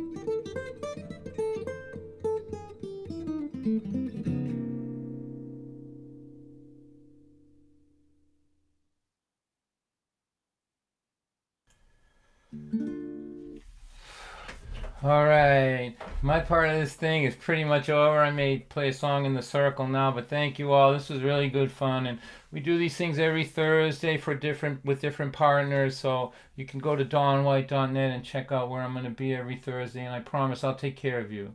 You know, we'll have a few laughs. We'll put our hearts on the table a little bit, and we'll do our best to get through these weird days and weeks and months. And so I want to start what we will call a song swap now. Just picture us around a campfire now, in Spencer, Mass, or Rutland, Mass. After the festival, after the main stage shut down, we're just trading songs here. So I want to welcome back Bonnie, who did such a fantastic job to set the tone for tonight. So let's spotlight her. And help me here. And let's spotlight her and make sure that we give her a nice welcome back, please, for Bonnie. Thank you. Am I feedbacking again? Am I okay? Yeah, you're okay now. Okay. Well, hello again. John, that was just so wonderful. I had just an absolute blast listening to you. I feel filled up, and I feel close to y'all. So, all right, hold on one second. I'm totally gonna spit out my gum. Appreciate the honesty. So this is a song I wrote with my friends Alice Bargeron and Becky Monnier, and yeah, it's just a song about not giving up. This ain't gonna break me, it ain't gonna knock me down, it won't make me crack like a piece of glass, 'cause I'm stronger than that.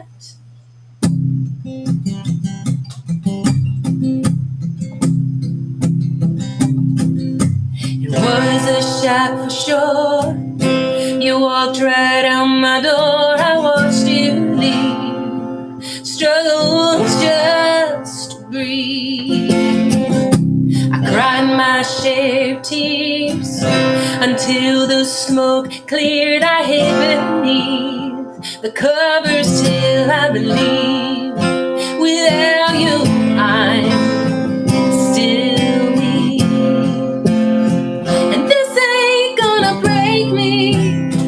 This ain't gonna knock me down. It won't make me crack like a piece of glass, 'cause I'm stronger than that. You'll never see me crawl. I'm gonna stand up tall. It's time to let you go. I can hold my own. I want you to know that this ain't gonna break me.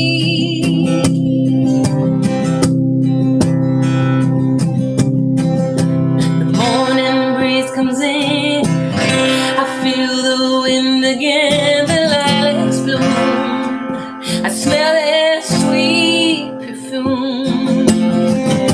My spirit's still intact, I finally face the fact that now you're gone. I'm right where I belong. Without you life goes on.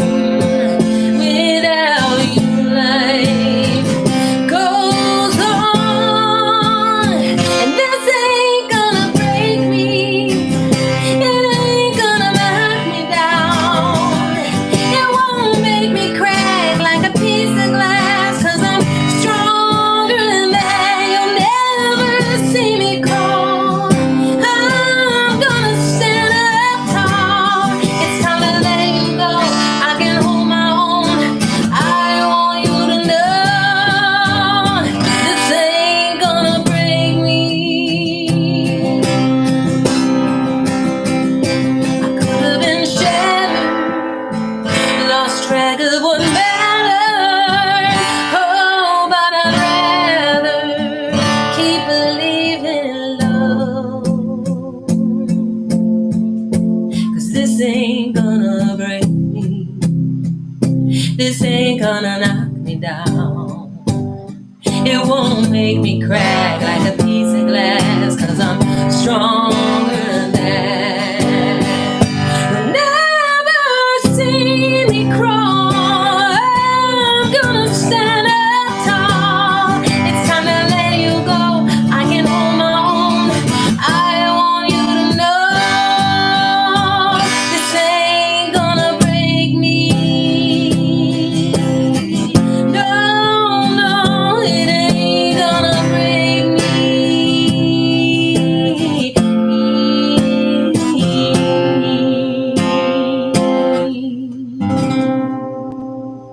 Wow, Bonnie, that was beautiful. Thank you, Bonnie. Nice job. Thank you. Bonnie, that was beautiful. Thank you. You're so good. Thanks, Don. So, You're so- well, thank you. I'm not fishing for compliments, but thank you. Listen, will you hang around? We'll go around one more time, and then when we get to you again, maybe we can chat a little bit and let people know a little bit more about you. Are you up for that? Yeah, sure. All That'd be right. So thank you. Let's hear it one more time for Bonnie Lee Panda. Beautiful. All right, Bonnie. All right, so now I want to introduce my friend who I would be with this weekend, but as we have been probably if I've been playing the festival for 28 or 9 years, I bet I've been doing it with him and his band for 15 or 20 of those years. So this is my friend Joan Feckey, the guy who writes all the songs for the Loomers and who put together that fantastic video. So let's welcome Joan Feckey. All right, John. All right. Wherever he may I be. think this would have been the year 24. Wow. Band done. 1997 was our first year with you guys. Maybe. Yeah. And so it's a bummer not to be able to be playing some of these tunes live. In the cold and the rain and the and the hurricanes and the, it's a nice night tonight. Wouldn't it go figure, right? I'm gonna do. So usually the Loomers are just sort of rock out the whole time that we're with you guys, and I love what I actually love about this format, like this online concert existence, is the ability to like do songs for friends and fans that you may not get to do on a big stage, because you can get more intimate with the tunes that you're doing. And I've been writing some songs here and there in the last couple years, so I want to do a couple new ones for you guys tonight. And they're quiet, and they're I hope that they're the sort of thing that we're all sort of dreaming for these days and yearning for and all that. And that's just kind of where my head's at the moment. But they're not depressing or anything. They're just, I want to upsell it or downsell it. So I'm just gonna play. All right, here we go. This is called Gather Round, and hopefully we all can soon.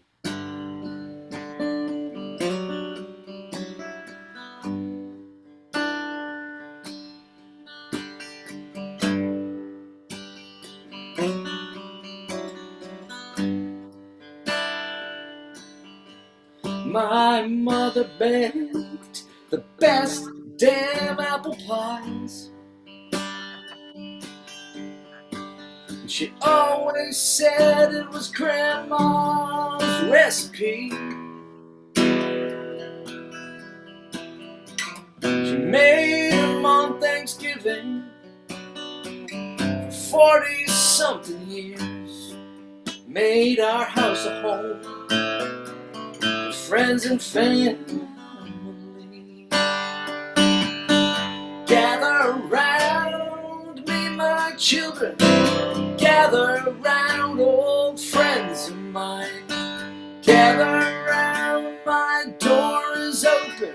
You are welcome anytime. Gather round my kitchen table.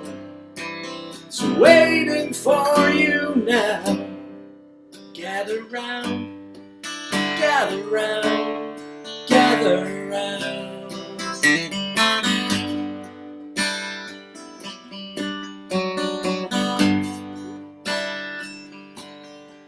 My wife sings like an angel, that's no lie. Y'all know her because you've seen her. And she can find a harmony in any song. When we sing together, man, the whole world disappears. But everyone around us wants to sing along. Gather around me, my children. Gather around, old friends of mine. Gather around, my door is open. You are welcome anytime. Gather around, our basement concert is waiting for you now. Gather round, gather round, gather round.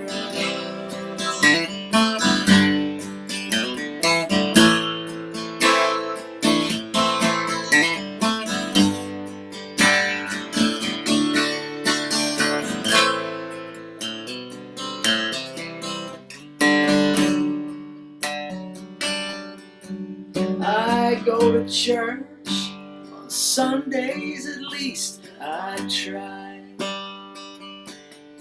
I'm hungry for salvation from the news.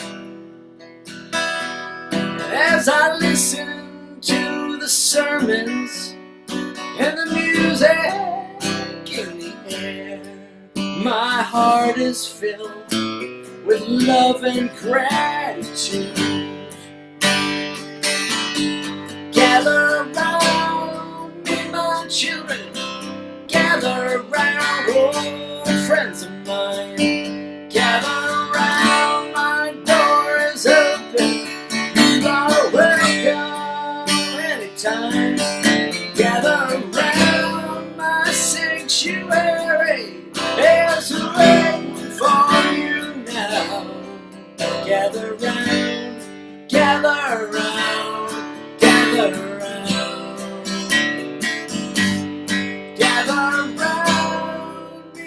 children, gather round, old friends of mine. Gather around, my heart is open, and you are welcome anytime. Gather around, my kitchen table is waiting for you now. Gather round, gather round, gather round. Gather round, gather round, gather round. Oh, John, that was terrific. Hey, Woo! John. I like that. Thank you all so much. John, that was great, man. That was great. That's brand new, right? Yeah, it's about a year old now, yeah. Yeah, That's really good. nice. Just feels perfect for the moment, doesn't it? Yep, yep. All right, John, you'll hang around and we'll chat a little bit when we get around again. Perfect. So let's hear it again for John's Feckey. All right. All right, so now it's my pleasure to introduce, Heavyweight at the festival. He's a closing act here. This is somebody that I remember way back in the beginning. He was in a duo and he's worked his way up so that when him and his band hit the stage, it's rocking at the festival. This is the guy that writes the songs and does most of the lead singing for a band called Self-Esteem, and he's my friend. His name is Tony Marosi. Here you go. Hey guys, it's great to see you. Good to see Can you. y'all hear me? Yeah. Turn your reverb off. Can Tony. you hear me now? Yeah. Wait a minute. So I spent all day trying to get this thing to work. I had it working like all year, and then when Don asked me to do this, I said, well, I got to make sure it's working. Well, I forgot what all these buttons are for, so. Look at this. I got this nice, pretty looking board over here, but I don't know how to use it. Anyway, it looks good. Kind of like Peter, if any of you knows Peter. So it's great to be here. It's great to see all you guys here, and I really miss every one of you. Hi, Curtis. Hi, Pam. It's really good to be here. John, that was a great song, and the only good thing about not being at Sober in the Sun this year is it gives me time to come up with some new music, huh, Curtis?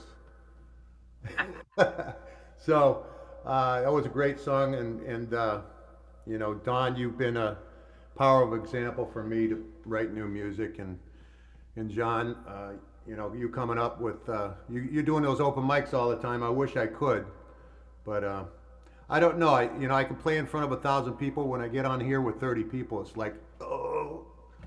So, anyway, I'm gonna try this guitar. Can you hear the guitar? Sounds good, Tony. Everything sounds really good, buddy. Okay. Well, we're just gonna go with I don't know. All right. Another day without a drink. Now my hands begin to shake. Little men from outer space.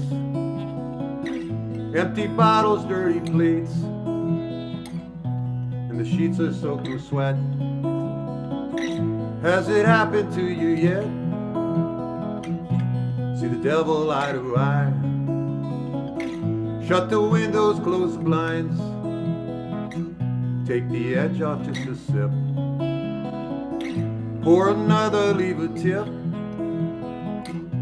Try to make it home by 10. Had to call in sick again.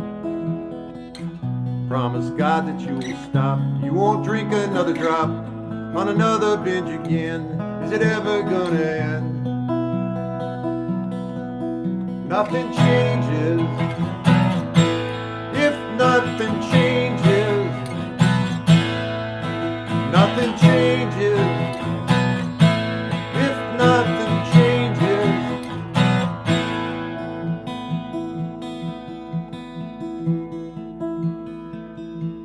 Time to open up the blinds. Noontime daylight, sweet sunshine. Let the light in, mercy, please. Give me strength to bend my knees. Take what you need and leave the rest. Dump your garbage, they suggest. Helpless, hopeless, time will tell. I'm getting off this carousel. When I pray for what I please, I usually get just what I need. Another day without a drink. I finally found that missing link. Promise God that you will stop. You won't drink another drop on another binge again. Is it ever gonna end? Nothing changes if nothing changes, and nothing changes if nothing changes. Nothing changes if nothing changes. Nothing changes if nothing's changed. Woo! All right. That was fun. That was fun. Great job. That was excellent, Tony. Woo! You know, you've done some fantastic work in this world. I was watching video of you and your band playing for kids in high schools and all that stuff. So I'm real proud to be your friend. So will you hang around? We'll go around one more time and we can chat. Absolutely. Absolutely. All right, let's hear it again from my friend Tony. Great to see you guys. Thank you. Thank you for sticking around. All right. Well, they got nowhere to go, Tony. Where are they going to go?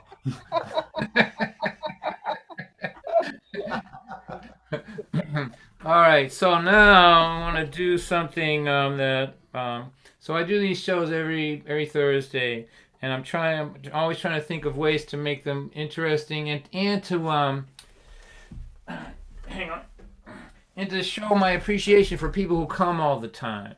And so a couple weeks ago I said, listen, you want me to play something that I don't normally play? Write up an introduction to it, and I'll do it. So I asked my friend Sarah, who comes to every concert. She supports everybody. She's the voice you hear after every song. Just makes people feel the best. And I have such a place in my heart for her and her husband. They're coming from California. They drove all the way from California tonight. So wonderful job there. But Sarah asked me to play this song, which I again haven't played for over a decade probably. But Sarah, you introduce it and I'll play it. How's that? Sure.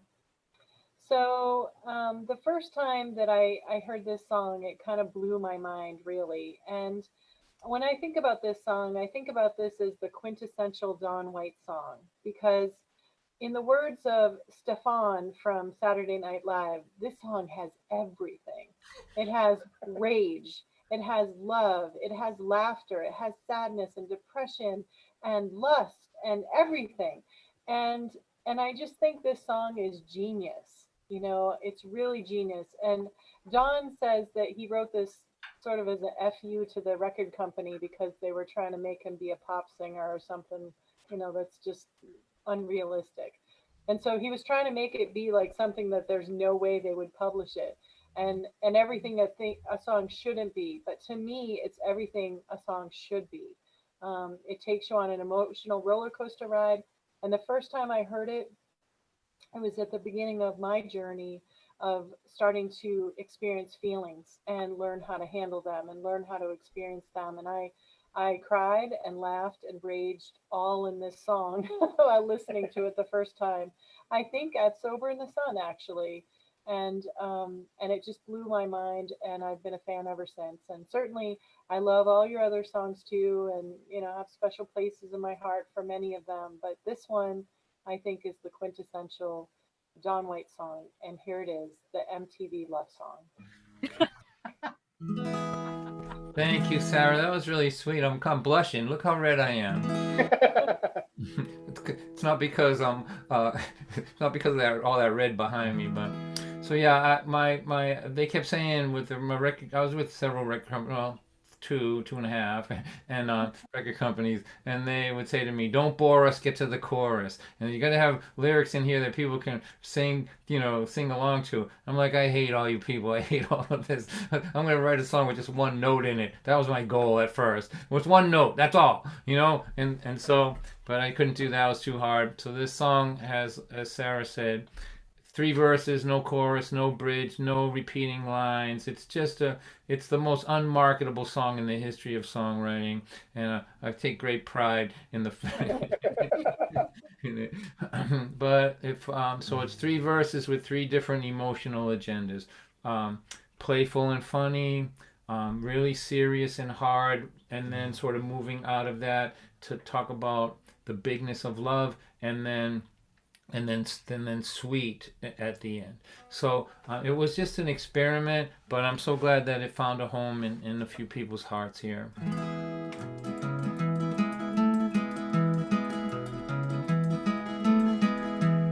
And I had to practice it today, Sarah, just so All right.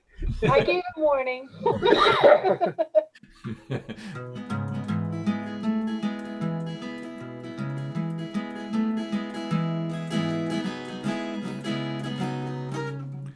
Should have practiced it some more.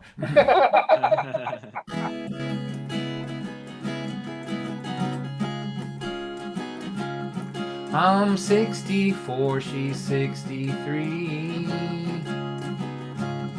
Our grandkids were over watching MTV.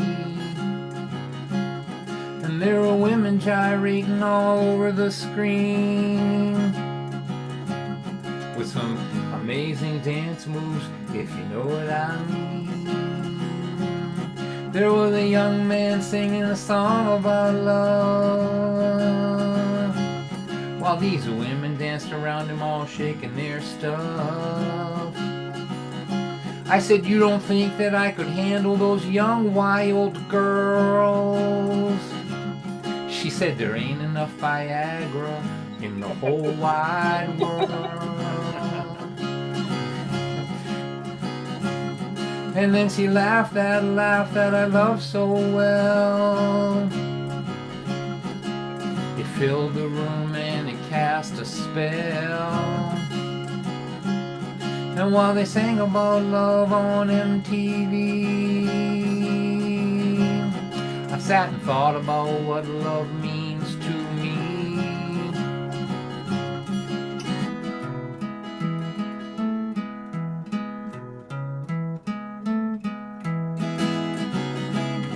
Let's say you get married, you have a little boy for 3 sweet years. He brings you love and joy, but before he turns 4, that kid gets sick. And Jesus comes to take him, takes him real quick. And when they lower him into that cold dark hole, they bury your heart and they bury your soul. And after that you walk around like you were still alive, but your heart is underground by that little kid's side. So how could you have known that your heart still lived inside the love of the mother of that little kid, and that when the time was perfect she would plant the seed in the hole where your old heart used to be, and with the right amount of water, the right amount of sun, she'd bring you back among the living and back among the loved. Do you really think a love that is just about sex could ever grow you back a heart that was ripped from your chest? All these stupid young punks in the videos singing songs about love, what the hell do they know?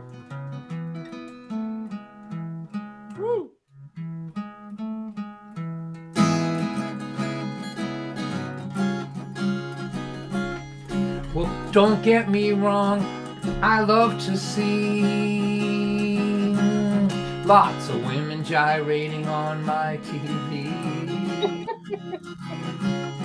It's exciting, it's erotic, it's amusing, it's fun. It is a whole lot of things, but it's sure not love. This love I have known, it cannot be explained. It is the kind that finds heaven through the terror and the pain. It is a glance, a whisper, a prayer, it's a smile. It's even some gentle gyrations, you know. every once in a while.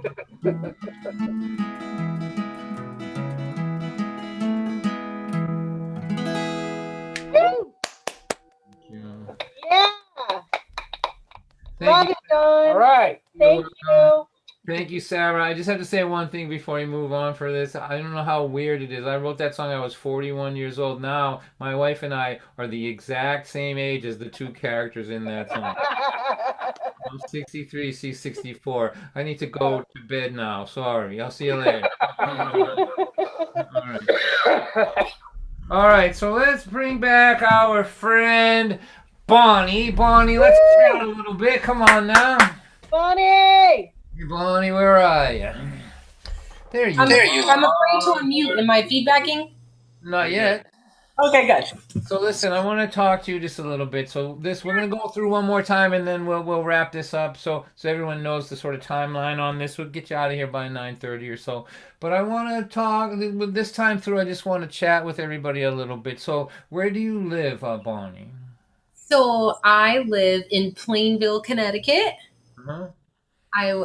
We just moved back about 2 years ago. We spent 8 years in Nashville, and moved back 2 years ago to be closer to family. Were you doing the Nashville thing, the songwriter thing? I mean, your songs are very beautifully crafted, so it feels like there's a little Nashville in them. Thanks. Yeah, I was. If they say you can do anything if you stay sober, that's what my sponsor told me. And it's been 21 years. Ah, congratulations. Woo! And about 10 years ago, I told my God, where does the time go? I don't even know. But 10 years ago, I told my husband, Shane, I said, I just want to go down and check it out. I just want to check it out and check out Nashville. And he said, all right. And then he said, why don't you spend the summer down there? Just kind of get it. I think he was hoping I'd get it out of my system. Stars in my eyes. It was wonderful. It was such a wonderful experience. So we spent 8 years there, but we have 2 little girls. They're 4 and 7. And so we wanted to be close to my mama and my sisters and, my brother, and my dad's here now. He moved back from Mississippi. So all our family, Shane's family's here too. So, but I'm still close with some Nashville friends and hope to go back and visit. But well, I think what you're doing is beautiful. It's just beautifully put together. Your voice is great. The songs are nicely done, and I'm so glad to get to hear a bunch of them. Brandon will put your information on how people can find your CDs and your website and all that. It's in there several times, but he'll pop it in now. So if you scroll to the bottom, it'll be there, everybody. So be sure and go and check out all these artists tonight, but and see what they're doing and support them. It's a hard time to be an artist now, and if you like what Bonnie does or anybody else here, you can check them out. Buy one of their CDs. Remember buying CDs? That was a good thing that people used to do. There you go. So Bonnie, will you play another song for us? I certainly hope you will. Sure, I would love to. Thank you. I don't know what I can't figure out which to play. Okay, I'm gonna play a song that I wrote with my friend Alice Bargeron and Alan Chervell. Just because this is for Sober in the Sun, I thought this might be a good one to sing. We wrote this song. I started it. I was sponsoring a woman, and you fall in love with these sponsees in a not in that way, but just I loved her so much, and I still do. But she was acting weird, and I felt like I couldn't get to her. I don't know if that makes sense. I would talk to her, but I couldn't reach her, and it ended up being that she was using. Makes sense, right? And so I dropped her off at rehab, and I started the song, and I wrote it with 2 friends of mine. It's called "I Stay, I Wait, I Pray," and if you can sing with me during the I Stay, I Wait, I Pray, it can't happen. Just kidding. Don't sing with me during. Okay, because I guess there's a delay. Is there a delay or something? Okay. Yeah, Anyway, absolutely so this will is not a work. sing along. Absolutely will not work. Imagine in your brain the sing along. Okay. You Here can we go. mute yourself and sing in your tight little square, but don't unmute. It'll be like the 12th level of hell here. Okay. Oh, that's funny. Okay.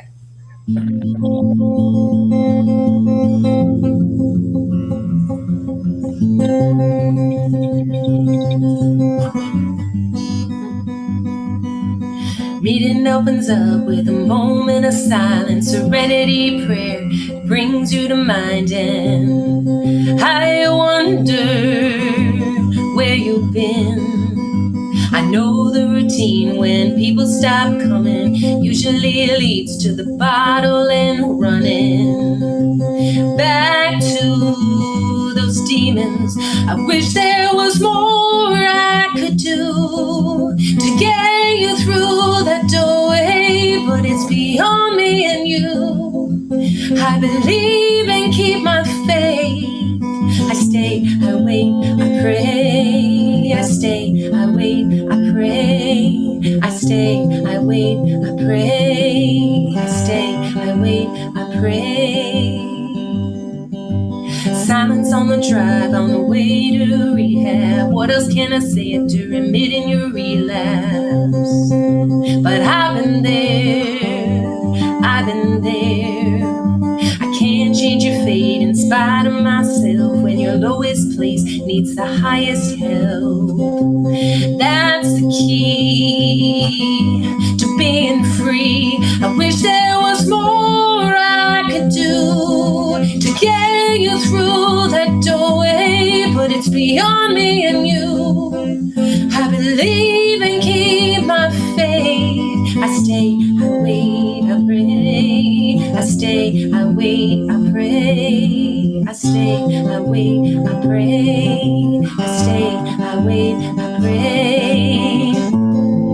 I'll be here for you, staying through the night. I'll be here for you, waiting for the light. I'll be here for you, praying it'll shine again in your eyes. Meeting opens up with a moment of silence. Serenity prayer leads you to mind, and I stay, I wait, I pray. I stay, I wait, I pray. I stay, I wait, I pray. I stay, I wait, I pray. I stay, I wait, I pray. God's gonna do, stay, I wait, what we can do. I pray God's gonna do what we can do. I pray God's gonna do what we can do. God's gonna do what we can do. I stay, I wait, I pray. Oh, beautiful, Bonnie. Wow. Beautiful. Wow. Nice. Very nice. Fabulous. Oh, Bonnie, you sure brought some great energy to this thing tonight. Thank you for starting out and setting the tone and just ramping it up all the way through. I'm so glad to get to hear you. I trust that we'll be in the same place at the same time somewhere down the road. Everybody, let's give this woman a nice round of applause. Hey, Bonnie. Thank you. Nice job, Bonnie. Nice job. Thank you, Brandon.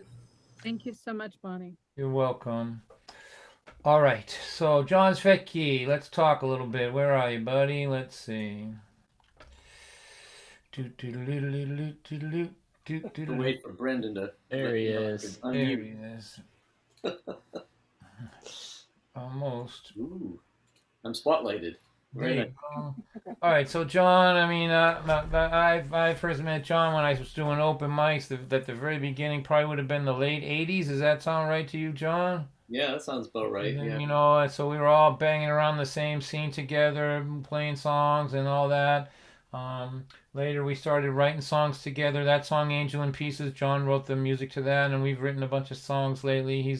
I usually kind of hold the lyrics close, and then John makes them sound better than my stinking 3 chords that I know there. And he'll write a bunch of chords, and I'll have to go home and learn them. But he's a real good friend of mine, and a real good pal. So let's see.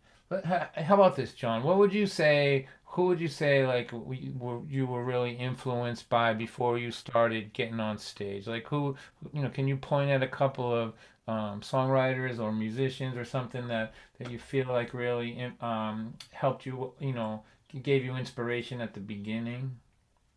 That's hard because I didn't know there was it was a gigantic shock to my 22-year-old system to learn that there was new singer-songwriter stuff going on, as opposed to like the Bob Dylans and James Taylors of the world, that there was actually this thriving scene of people like us playing in clubs like Passim and folk coffee houses and places like that in the late 80s. And I had no idea. I was like in the world of learning about Bob Dylan songs and listening to the Beatles and classic rock and all that. I didn't know how to be on stage. And then I went to these folk places and I saw people like John Gorka and Bill Morrissey. And I thought, oh my God, these people write like short stories as songs. And it was like, it just completely blew my mind. And watching those people, and if I look at it like if people like you would be the person that someone coming up would watch on stage and say, oh my God, how does that guy do that?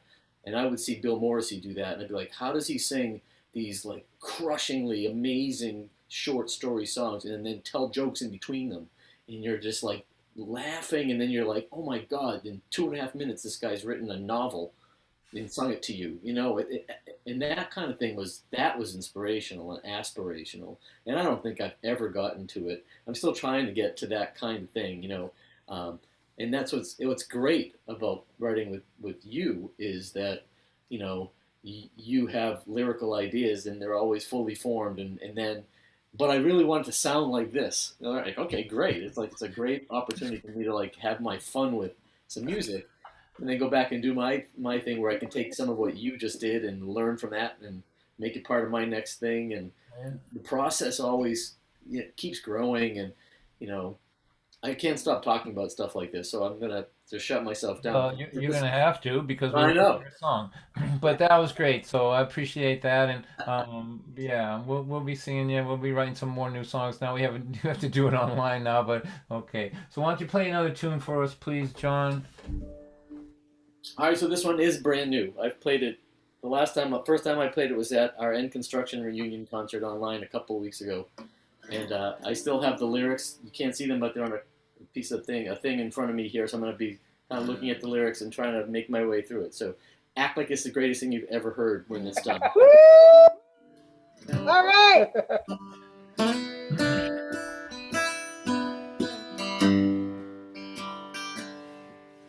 Now this may sound crazy for sure,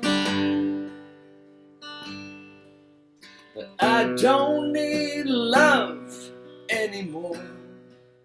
I've got a beautiful family, got a wonderful wife, got more love than one man deserves in one life. And I might go to hell if I say that I don't need any more faith. But I'm good with my God, even though I don't pray. But there's one thing I still need in my world every day. I need some kind of kindness. It's easy to find. It's not complicated. It comes in all sizes. It's a hand to hold on to. When you're falling over, it's a pat on the back, a squeeze of a shoulder. Kindness and tips for drivers of delivery vans. It's a smile for the clerk at a roadside fruit stand. Kindness is paying it forward in a coffee shop line. It's teddy bears and windows. It's homemade yard signs. Kindness is picking up groceries for your elderly neighbors. It's brothers in arms when you need a favor. Kindness is dinners on doorsteps. It's sympathy cards. Kindness is calling your sister. Her whole damn year has been hard. I need some kind of kindness. Kindness wherever I can find it. Kindness is simple, it's honest and true. It helps ease the burdens we're all living through. I need some kind of kindness. Kindness wherever I can find it. Kindness is humble, it's real and profound. I need kindness, especially now. I need kindness, especially now.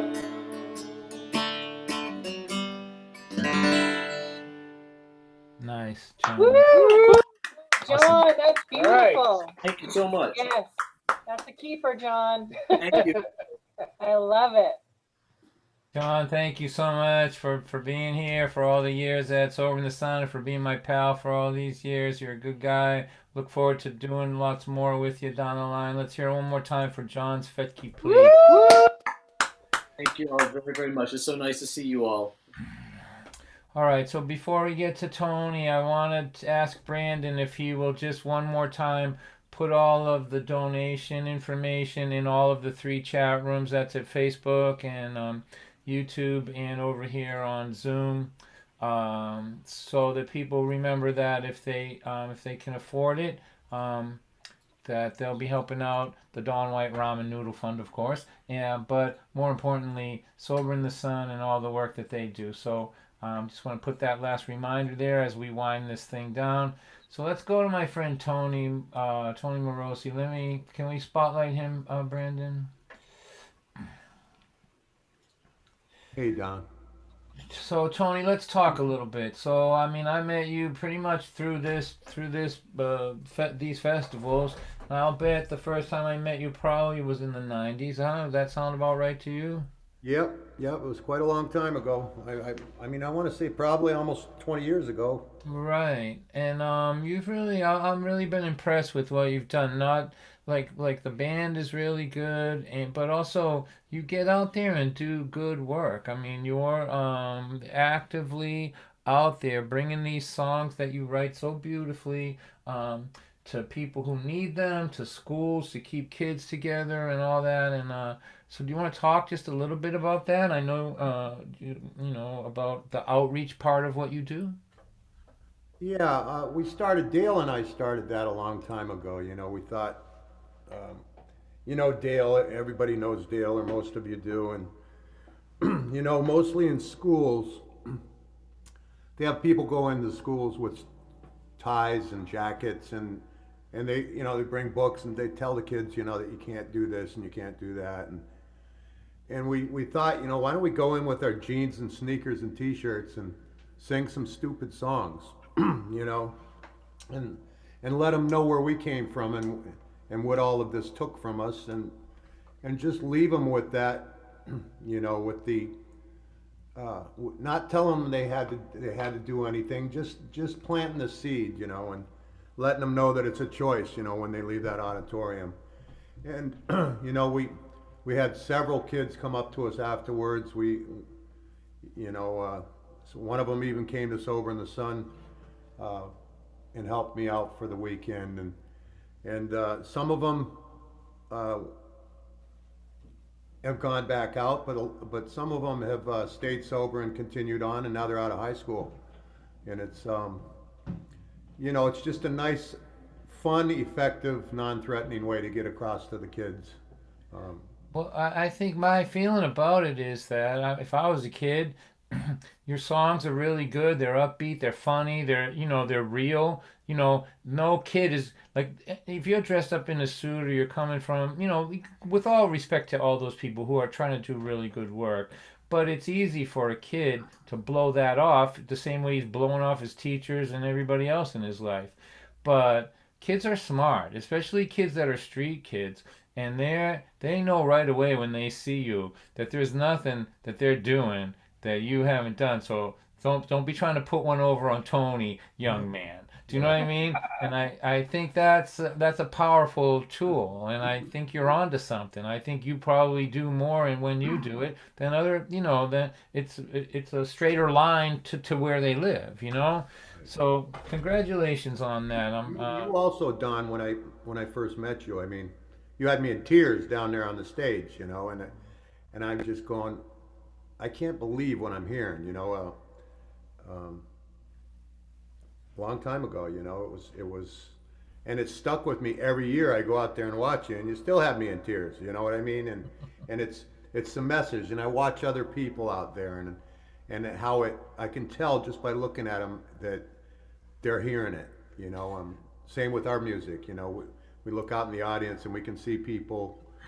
Some of them actually know the words to our songs. Go figure that. But you know, I really. Bonnie, that was beautiful, beautiful song. But all of them were, you know, all of them were tonight. And I want to start working on some, you know, it's just been so depressing with what's going on now, you know, and with the corona and with what's happening in all these cities and stuff. So I've kind of just backed out of music, and I'm glad that you called, you know, and I appreciate it.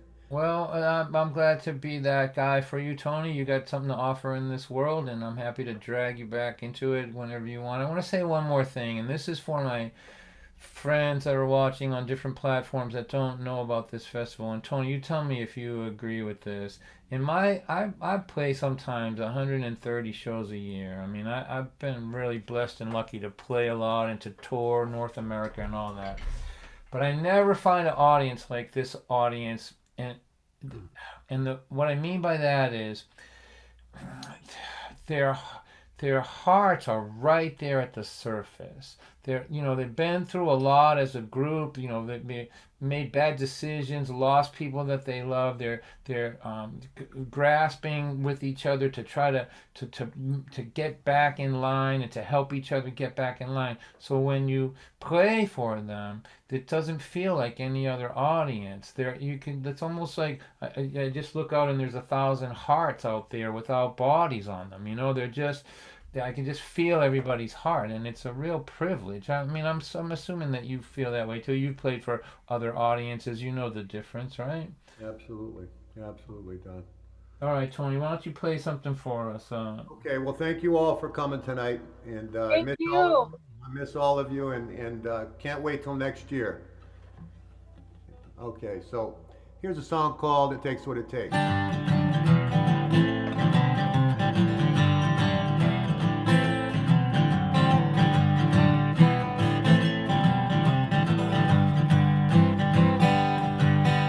Knocked out, dragged around, beat until my face turned red. I got friends in the east and friends in the west who are dead. Well, it's a crying shame when all you do is hurt the ones you love. You sell your guitars and your cars and anything you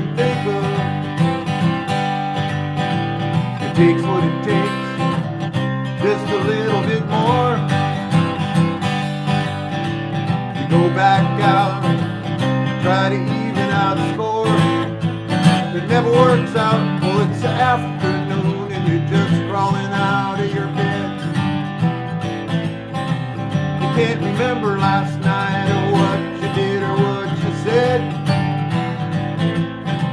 Well, it's not quite clear, but you think that you just wrecked your car. You should have stayed home instead of going back out to that bar. It takes what it takes, then a little bit more. You go back out, try to even out the score. It never works out.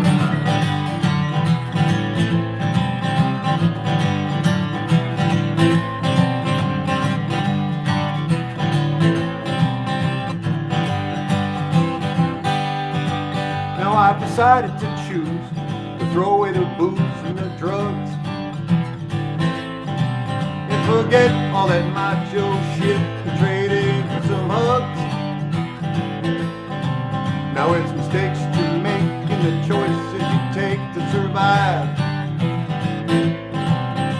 I should have been dead every day, I thank God I'm alive.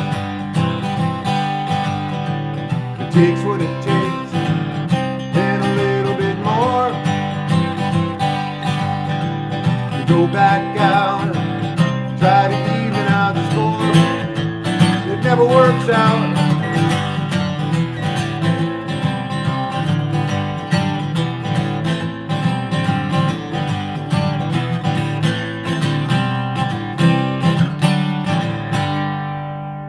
Nice job, Tony. Beautiful.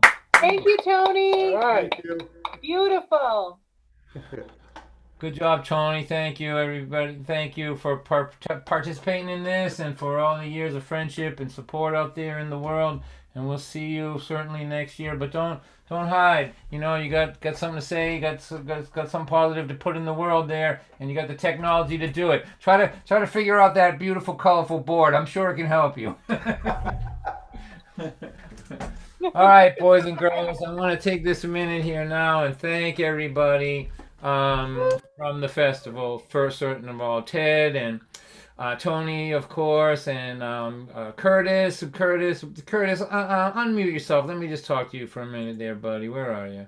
Is he still here? Where is he? Hey, Don, how you doing? Oh, good, Curtis! man. Curtis, my man. Everything okay with you, Curtis? Your family all right? Everybody all right? All things are great here, Don. All things are great.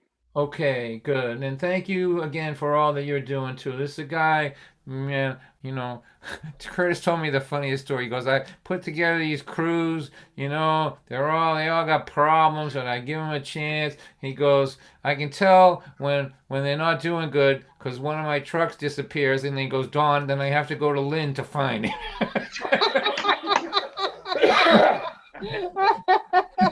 Yep, that's right. Spot on, Don.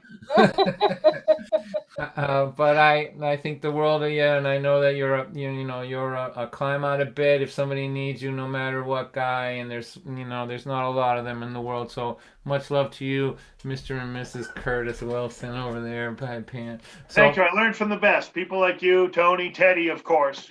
Yeah, it's a remarkable group. Like I said earlier, my worlds have been separated. You know, my regular world, you know, doesn't know anything about this, but now they're just going home, going, "Wow, Tom White has a complex life, doesn't he?"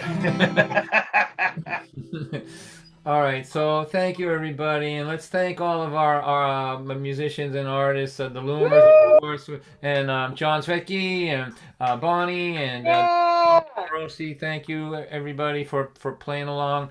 And you know, if you go to DonWhite.net, you can always figure out how to get in to see me, or just pop on my website on Thursday on Facebook. You'll see the stream. And thanks everybody who's watching on Facebook. We decided that Facebook, let's see, YouTube is over here. Hello everyone on YouTube. How you doing? Facebook is over here. Hi everybody on Facebook. Stop watching cat videos. The show is still going on. What are you doing? And so I'm going to end with something that I'm working on. Some of the people who come every week have watched this thing develop. But I just thought I'd play it tonight because when I was writing it, I was thinking about this festival and these people, because the idea of this song is people are raised sometimes by people who are not well enough to raise them. They're not really raising them. They're feral. The kids are raising themselves.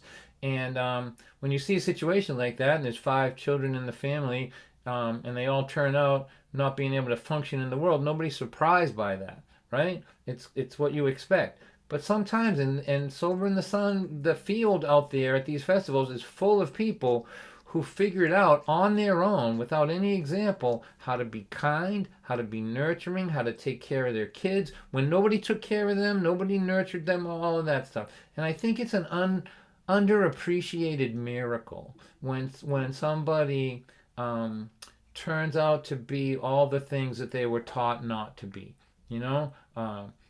Push people out of the way was the message you got from your parents. But you turned out to be kind and generous. You're not nurtured as a kid because they're too ill to nurture you, but somehow you find it, not by example, but in your own heart. I just want to let everybody know that I think that's amazing when I see it. I think it's a miracle, and also that I'm older now, much older, and my idea of what's beautiful has a lot less to do with what shines and what's colorful. It has to do with the journey it took you to get to being somebody awesome. That's where I see beauty now. It's not in your figure or your face or what God gave you for looks or anything like that. It's the story. I walk past the manicured garden, and I'm impressed with the weed that found its way up through the crack in the asphalt, because I think the journey, nobody was helping it, and it figured out how to do it. So that's kind of what this is about. Talk about sticking a novel into a song. Here we go. But anyway, thank you all for this, and I love you, and I'll see you all soon. And love you too. Anybody out there that needs to raise money for something, reach out to me and we'll talk about it. I can't promise you I'll do it, but I do have a series that I do every week, and I perform all the time, and we're able to raise some money. Not a ton, but all right.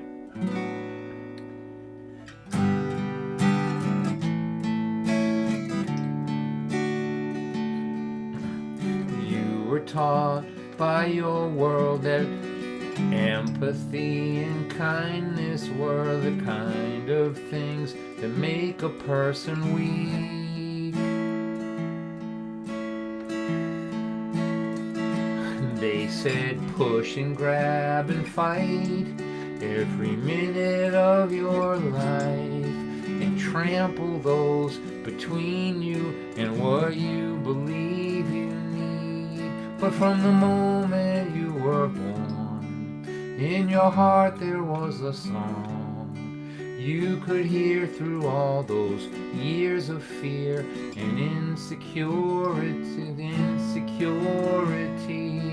singing cruelty's always weak, but love and empathy are strong enough to break the chains of selfishness and greed.